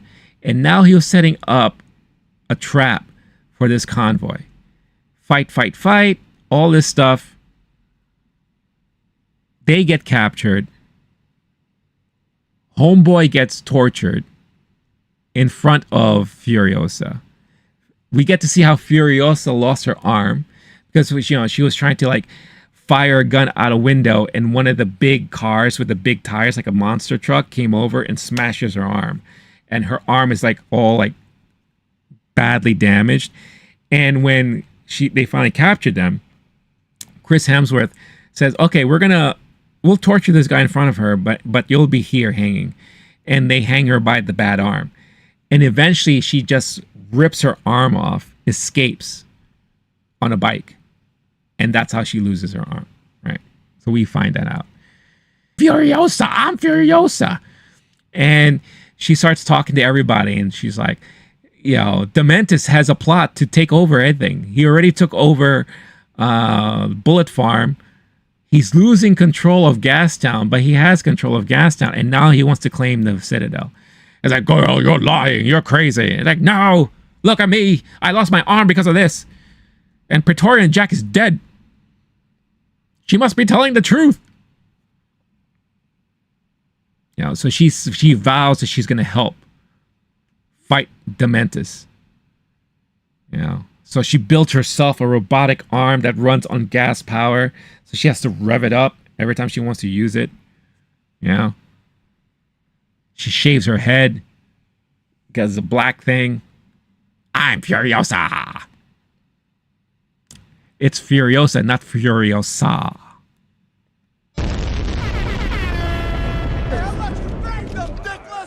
Wow. Wingardium Furiosa. You know, but then, you know, she ends up taking out most of Dementus's army. Finally captures him. They have a one-to-one dialogue that felt like it lasted for a very long time. You know, it's like, oh my God, is this my little D? He finally realizes that it's her this whole time. He's like, I want my family back. I want the green place back. I want my mom back. And he's like, well, you can't. Yeah, we all want things that we lost back.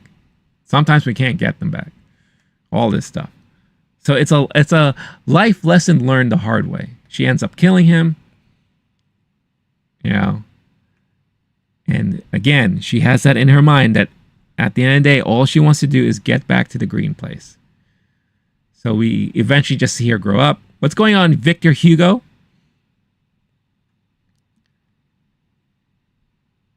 And then that's when we see her plotting the whole thing that we saw in Fury Road. You know, and that's pretty much the movie there. It's like it's all divided into, I want to say, 5 or 6 chapters. A lot of story. You know. But like I said, I really appreciated it. Because he tried, and I think he did a very good job at creating this lore, which we never got before. Like, and sticking to it. because as we saw, like he didn't stick to some things before. You know, again, it kills me that the same dude that Max fought along with, that actually saved his own life, that in the follow-up movie didn't recognize each other as if they never met. I just never understand that. I'll never understand that. But at least here you have 2 movies in a row that stick to the same canon, same lore, same continuity, and it worked for me. It worked for me. So if, let's say, for example, if I were to do Letterboxd ratings, well, first let me just remove the spoilers because I'm done with spoilers for now. And again, there's no like crazy Easter eggs at the end of the movie. There's no hint as a future movie because when you're dealing with a prequel, what leads after the prequel is what we saw already before. So like I said, the ending of this movie leads into what we were seeing and what we were introduced to in Fury Road. So really no crazy secret ending here or big spoiler ending. You know, there's nothing for an ending explained situation here. Not necessary. But if I, because again, 2015, I didn't have Letterboxd. I don't think Letterboxd was a thing back then. If I were to give a rating on Letterboxd for Fury Road, I would have given it 5 stars. This I would give 4. Worthy of a watch. If you want to understand more of the universe that we were kind of given in Fury Road, this is the movie for you. If you want to learn more about the characters that we were introduced to in Fury Road, this is the movie for you. If you're a fan of Furiosa, the character, and you want to learn more and see more about her, this is the movie for you. If you want the nonstop, high-paced, high-octane, adrenaline-filled action that it felt like we got nonstop of in Fury Road, you'll get some of that here, but like I said, this is really more story than action. And the action, again, some of it took me out because of the huge amount of CG that had to be used. And that's all. That's all we got. And that's Furiosa. G.I. Jane 2, can't wait to see it. Isn't that...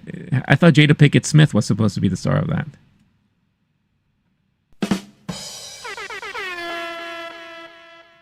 Women don't shave your head in movies. It can turn into dangerous, obscure references.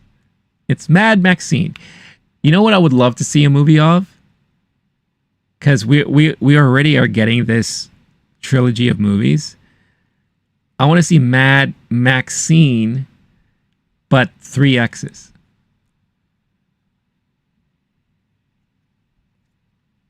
Yeah. So if we already got, what is that? What was the name of the first movie in this? X, right? We got X. Then we got Pearl. Now we're getting Maxine. That takes place in the 80s. I want a future post-apocalyptic version called Mad Maxine. Triple X. Let's go. Wow. So yeah. So that's my recap, my review, my overall thoughts on Furiosa. Again, I really enjoyed it. Now, what's it going to do at the box office this weekend? Now, for a Thursday night, and I saw it like around 7 o'clock. And there was a good amount of people there. And I saw it in RPX.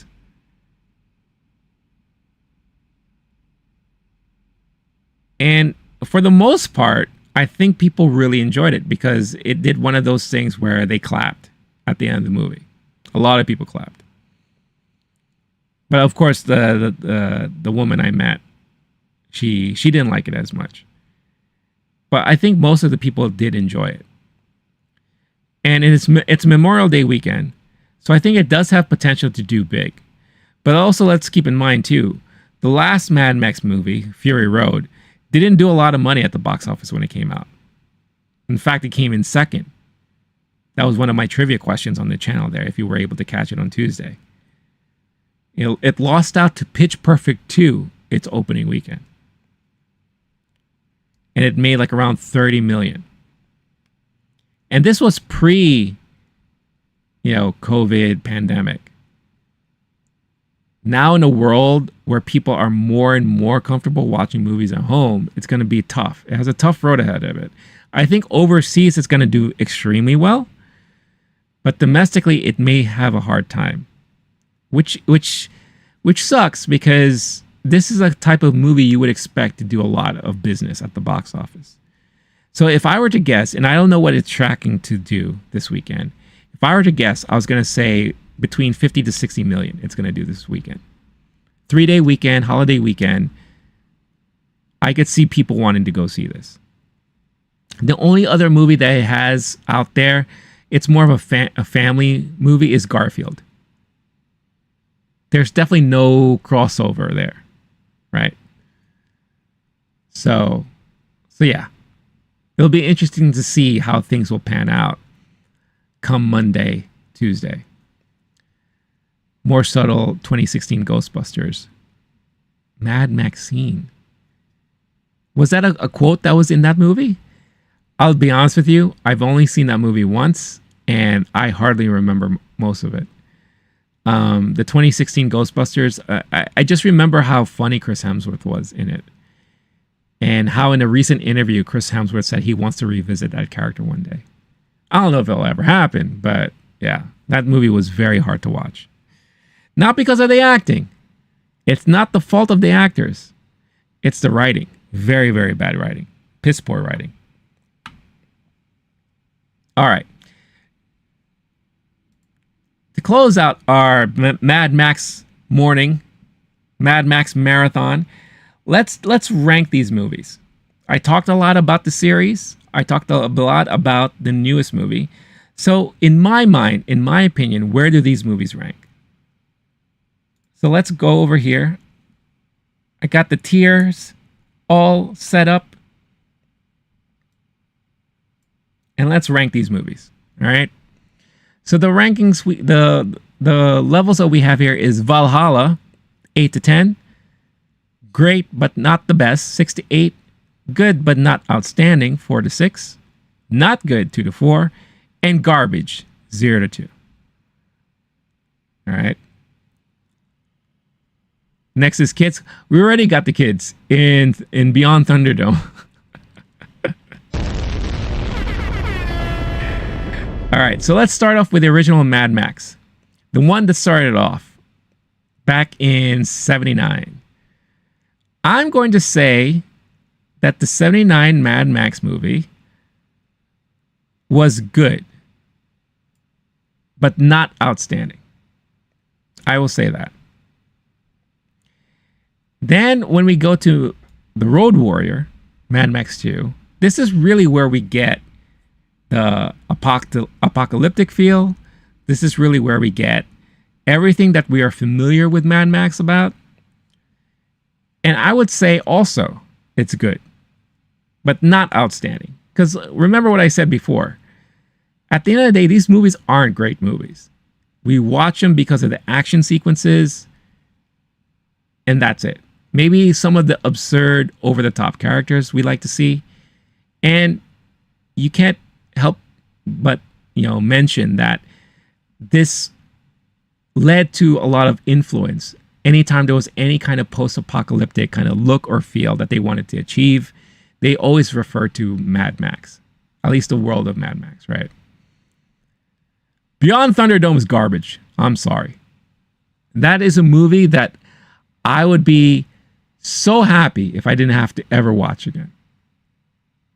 I may put myself through it if I were doing like a bad movie night, like on a stream, like a community stream or something like that. I wouldn't mind roasting it. That's fine. But for pleasure, watching on my own, no thanks. I can't. I can't do that to myself ever again. Cannot. Mad Max Fury Road. That is indeed Witness Me, Valhalla. By far, in my opinion, the best Mad Max movie in the franchise. It had everything that you would ever want in a Mad Max film. Great universe, interesting characters, a lot of over-the-top characters, fantastic action sequences. Like high octane, adrenaline, fist pumping, heart palpitating. Amazing, amazing moments. Even though it's a movie that's not really Max focused, still, what we got was brilliant. I wish we could get a Max focused movie exactly like Fury Road. I don't know if we'll ever have a chance to, but it would be amazing if we could. You know, there's so much to love about Fury Road. What's going on, Death? Or the way you spell it, Death for H. You gotta give me a moment. You gotta give me a moment to acknowledge the comments. I can't just stop every time in the middle of me saying something to say hello. But I addressed you. Star-Lord, hey, I'm not mad about it, but I will call it out. Yeah. Look, I didn't hate the movie. You know, Ghostbusters 2016. I just thought it was badly written. You know. And I hated the fact, this is one thing I did hate. I hated the fact that they marketed and promoted the film as if it was part of that same universe. But then when you watched it, you found out that it was a completely different universe altogether. You know, it was very disappointing that they did that. But yeah, Mad Max Fury Road, Valhalla level, 8 to 10. Furiosa, 6 to 8. Great, but not the best. Again, I love the attempt to really solidify the lore, solidify the universe, give us more information about what we were introduced to in Fury Road. Gave us a little backstory, a little origin story on Furiosa, who is, yeah, a great character in this universe. A movie without Max at all, with the exception of that one thing I mentioned, that I won't mention here, because we are not spoiling anything in this portion. But it is very much a Mad Max type of movie in this universe. So for that, I appreciated it. So great, but not the best. But there you go. That's my ranking of the Mad Max movies there.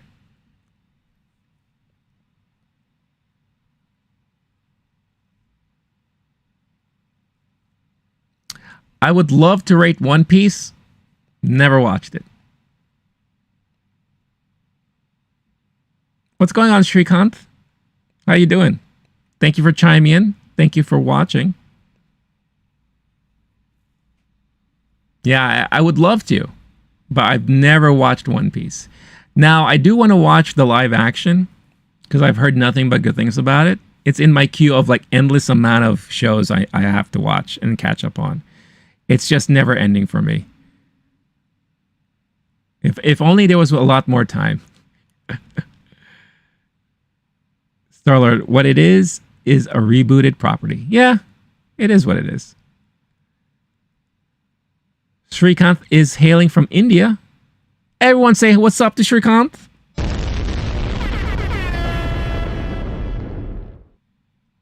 Appreciate you. Starlord 7, I'd rather original work, not name-grabbing movies already good. Of course, I think a lot of us do. You know, at the end of the day, we all really want just a nice original stories. But, you know, for studios, it's names and IP franchises that make the bucks, right? So, of course, we're going to see a lot of that stuff. It sucks. It is what it is. But I guarantee you, I have a strong feeling that in the next couple of years, we are going to see a lot more independent stories and movies coming out. By the way, just a quick reminder for you guys watching on the short stream, Don't forget to hit that like button. Do me a favor. That would be awesome if you could do that. Yeah, Shrikant, what do you like to watch? If you want a suggestion, let us know what kind of movies you like. What kind of genres? I'm sure many of us here can suggest something for you. But yeah, I think in the next couple of years, we're going to see a lot more of these independent movies, more A24, more Neon, yeah, these type of stories coming out because one, it's easier to make, and it does. These are the movies that actually make money at the box office. So I won't be surprised if we see more of that coming out. And less focus on big name, big properties because they're not making money. They spend so much money and then it doesn't work out. So, you have Marvel and Disney taking the steps back to kind of refocus. They're going to have to. Because at the end of the day, they're just losing money on everything. Shrikant loves science fiction movies. All right, guys. What are some of your favorite science fiction movies? Maybe we could suggest some movies. For me, some of my favorite science fiction movies, well, you can't go wrong with the classics. Aliens. I love those two movies. The Predator movies, love those. We were just talking about Mad Max. In a way, that's kind of science fiction, but it's more like action fantasy, I guess. Right? I rewatched all the Mad Max movies this week. What else? Sci-fi. I'm trying to think, but nothing happens. Wow. Interstellar is great. In my opinion, Interstellar is probably the best Christopher Nolan movie ever made. Even better than Inception. And I didn't think that way the first time I saw it. When I saw that movie for the first time, I felt very confused. And I was like, what the hell did I watch? I watch it now. My mind is blown how much I pick up now. I guess it comes with age and experiences. But yeah. Fantastic movie. Gravity is another good movie. If you haven't seen that, Gravity is a great movie. Star-Lord, it's focused primarily on relatable, progressive people. True.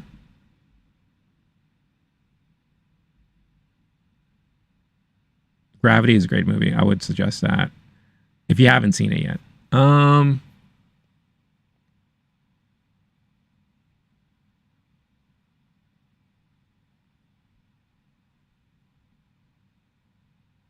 Oz with the question, will Deadpool Wolverine be the return of the billion movie? I think Spider-Man No Way Home will be the last for a while.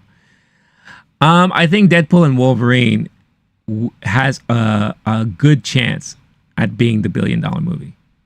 And will be the first one of this year. Because last year we got Barbie, right? That was the billion-dollar movie from last year. Right? Barbie made $1 billion, didn't it? Hold on.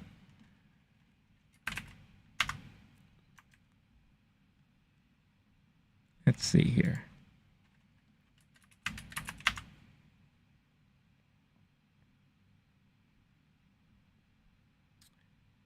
Yeah. Barbie did 1.4 billion. So I would say that Deadpool and Wolverine definitely has the chance. Probably, I'll be very honest with you, might be the only one that has the strongest chance to make $1 billion this year. Most of that is going to be worldwide. Most of that is definitely going to be worldwide. Like overseas. Domestic, it's going to get a good portion, but I think the majority of the money is going to be overseas.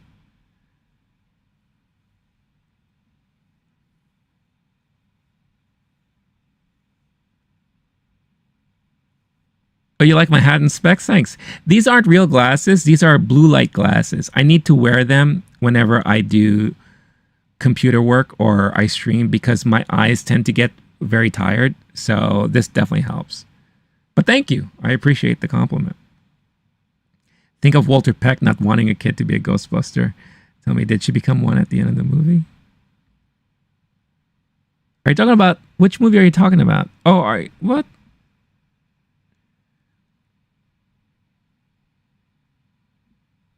Oh, you're talking about Frozen Empire, right?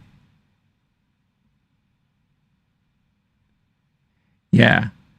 Well, yeah. Well, she was always a Ghostbuster. It's like she couldn't act like a Ghostbuster, right? Because she was underage.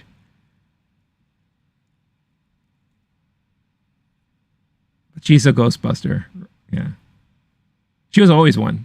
It says this her parents finally allowed her to be one at the end of the movie.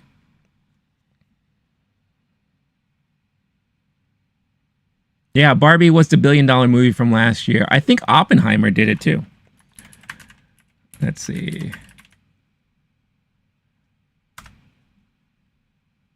I'm going to check right now. Oh, Oppenheimer came close. 976 million. Very close. All right, Srikanth. Thank you for joining for a little bit. Enjoy your nap. Hope to see you again on the stream someday.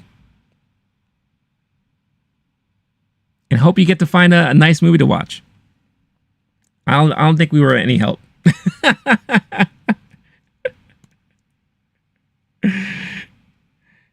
You know, that's one of the hardest questions I always have.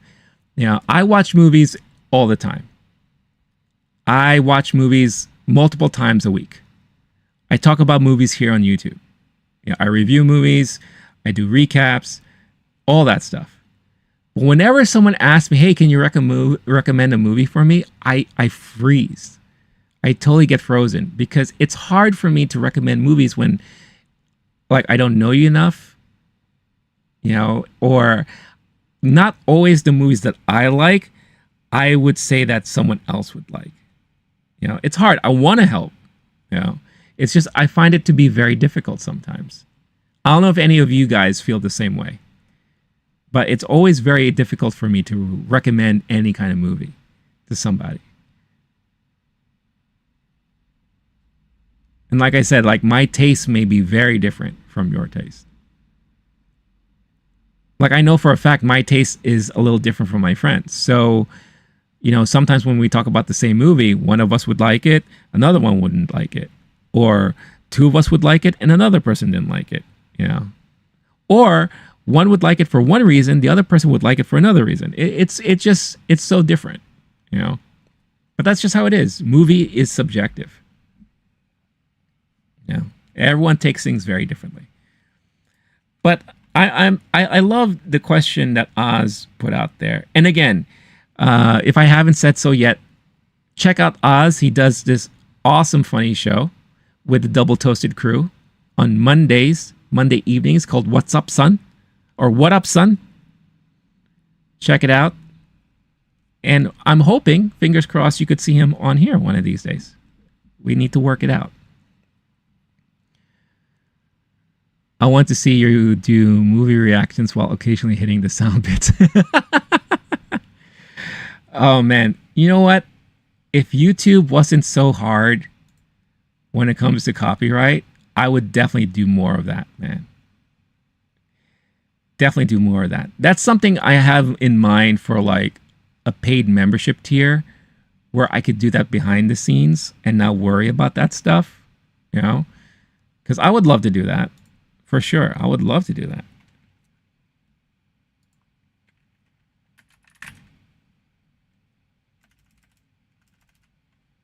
Edit that. You know how long it takes to edit stuff? You want to be my editor, Star-Lord? I don't have a lot of money.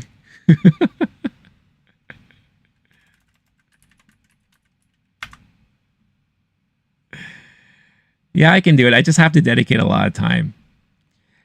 Honestly, what I could do is the next couple of months for me is going to be really nuts, personally. So maybe I could do more stuff in 4 months' time when a lot of that personal stuff gets cleared off my plate. No, YouTube is not my main stream of income. To be quite honest, the money that I make here on YouTube is very small. If I'm to be completely open and honest, in the amount of money I make in a month, I can maybe pay for a streaming service or two. That's about it. So unfortunately, I'm not that big yet. But notice I said yet. Wow. Hey, I'm not your victim, dickless!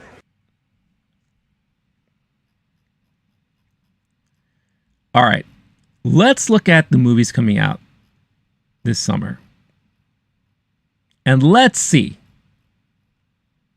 who has the chance, the strongest chance at hitting the $1 billion mark. I already said Deadpool Wolverine will definitely do that. For sure. React to Mad Max Thunderdome as your first one for me. All right, I'll put that on the list. Matt, these are the ones I want to do. Since you asked for it, Beyond Thunderdome, I have to do Madam Web. I just have to.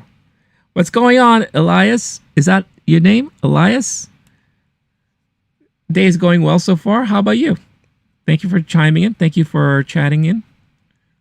Glad to see you watching. Madam Web, Beyond Thunderdome. Gotta do that. There was one other movie I had in mind. Oh, no. God, there was. Oh, I definitely want to go back to some of these like really bad horror movies. You know, like Malignant. Malignant wasn't terrible, but there was a lot of laughable moments in it. Megan. Megan is pretty bad.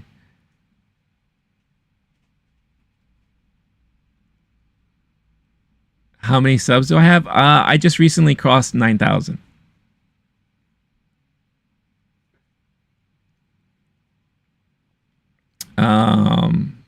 Yeah, I don't know. I don't know what other. There's so many though. That's the thing. Honestly, I don't think I could ever run out of bad movies to react to. Reduce it to 25-30 minute runtime for edit. All right. I'll keep that in mind. Again, it's just the time. I just have to dedicate the time for all that stuff. All right. So, Furiosa. I don't think that will hit $1 billion. It'll do okay, but I don't think it will. Bad Boys, Ride or Die? Definitely not. Inside Out 2? I think it will be strong for Disney, but it won't hit $1 billion because families don't want to see movies in theaters anymore. They rather watch it at home. Let's see. Quiet Place Day 1. They'll do okay, but nowhere near $1 billion. Let's see what else. So that already covers everything in June, right? In July, Despicable Me 4. No. Again, family films, I don't think will ever do as well as they used to do in the theaters, unlike back in the day. Twisters, a lot of people are you know, I shouldn't say people. Certain people in that studio is depending on Twisters to do really well in theaters. I don't know if we will do as well as they hope it will. But I feel like for the summer box office season, that's one of the movies that they need to do extremely well at the box office. Deadpool and Wolverine, I said that's going to be the movie of the year. Let's see. Borderlands, yeah, no, that's not gonna. Trap, the M. Night Shyamalan movie, no way. Alien Romulus, no. I think it'll be good, but I don't think it's gonna do huge numbers. The Crow, yeah, right. That thing was, for me, already seems like it's dead on arrival. And I'm not trying to be mean on it. I don't know. And just based off people's reactions for the most part, people are hating on this movie before it even comes out. Let's see. And that's pretty much, that leads into, what's that? That's August. So that's the summer right there. So I'm going to be, and I was going to plan to talk about this tomorrow, and I'll still talk about it. This summer box office season is going to be very poor, very bad. It's not going to be good. And then for the rest of the year, we got Beetlejuice. I'm going to share my thoughts on the newest trailer for tomorrow. You want a Beetlejuice 2 official trailer reaction? Yeah, the thing is, like, I already saw the trailer, so I can't do like a fresh reaction to it, but I will give a review on it tomorrow, on tomorrow's stream. Yeah. My reaction to recent trailers kind of pissed me off because they all got hit with copyright strikes. Not channel strikes, just video strikes. So it got me really mad. So I kind of took a break from that. But yeah, I have thoughts on this Beetlejuice trailer. You got Transformers 1, but that's a kid's show. That's a kid's movie, I should say. Joker, I think will do well, but would not hit $1 billion. Smile 2 is coming out this year? Totally forgot about that. Venom: The Last Dance, nope. Gladiator 2, I think will do decently, but not big. Moana 2 will do decently, but not big. Wicked, I don't know. After seeing that trailer recently, I don't know. I don't think Wicked's gonna... It might do well because of when it's coming out. Isn't it coming out during the holidays? So it might have a chance. Then we got Kraven the Hunter, Lord of the Rings, War of the Rohirrim, Mufasa the Lion King, Sonic the Hedgehog 3, and Nosferatu.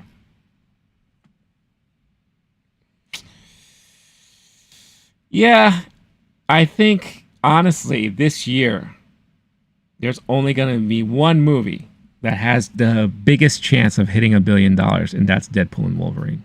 And then that's it. That's it. This summer is going to be very sad for the box office. Unfortunately. Just based off what's trending already so far. Remember, The Fall Guy had a lot of high hopes and expectations that I was going to do really well in the theater. And honestly, in my honest opinion, I think more people should have watched that movie because it is a lot of fun. It's very entertaining and the performances were great. No one went to see it. Kingdom of the Planet of the Apes started strong, but fizzled really quickly. We'll see what happens with Furiosa. But I have a strong feeling the general audience is going to be kind of mixed on this movie when they finally see it. But we'll see what happens. But that is a conversation to have for another day, possibly for tomorrow. So make sure to tune in. Tune in? You blew it! Wow. How much you think, them dickless? Make sure you tune in tomorrow to hear more of my thoughts on the summer box office season and what to expect. And tomorrow's stream, I will also recap some of the big news that dropped this past week. So if you want to hear more about my thoughts and takes on all those things, you could tune in tomorrow for that. One thing about Beetlejuice, thumbs up or thumbs down right now as of a hint. I'm going to do this. Thumb sideways. How about that? Let's just say I have some concerns. I was high on it before when I saw the teaser. After seeing this, I have some concerns. But we'll leave it at that for now. Oh, I don't have that soundbite anymore. No.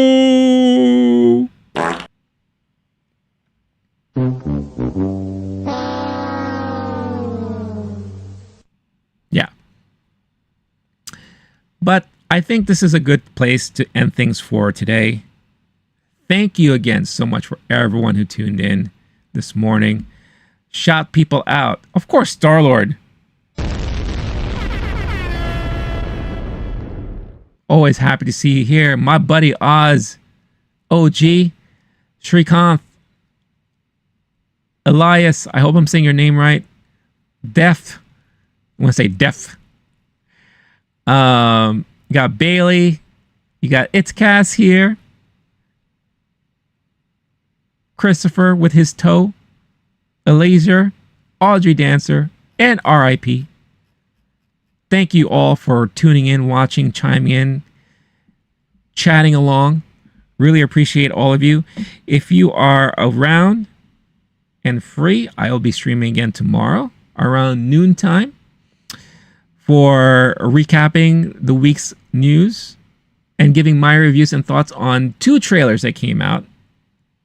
Beetlejuice, and the new Beverly Hills Cop Axel Foley trailer. So if you want to hear my thoughts on that, tune in tomorrow.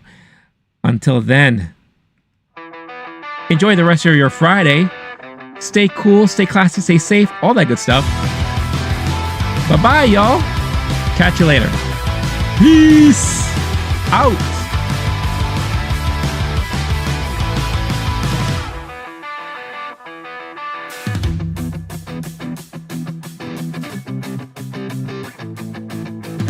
What a lovely day. What a lovely, lovely day.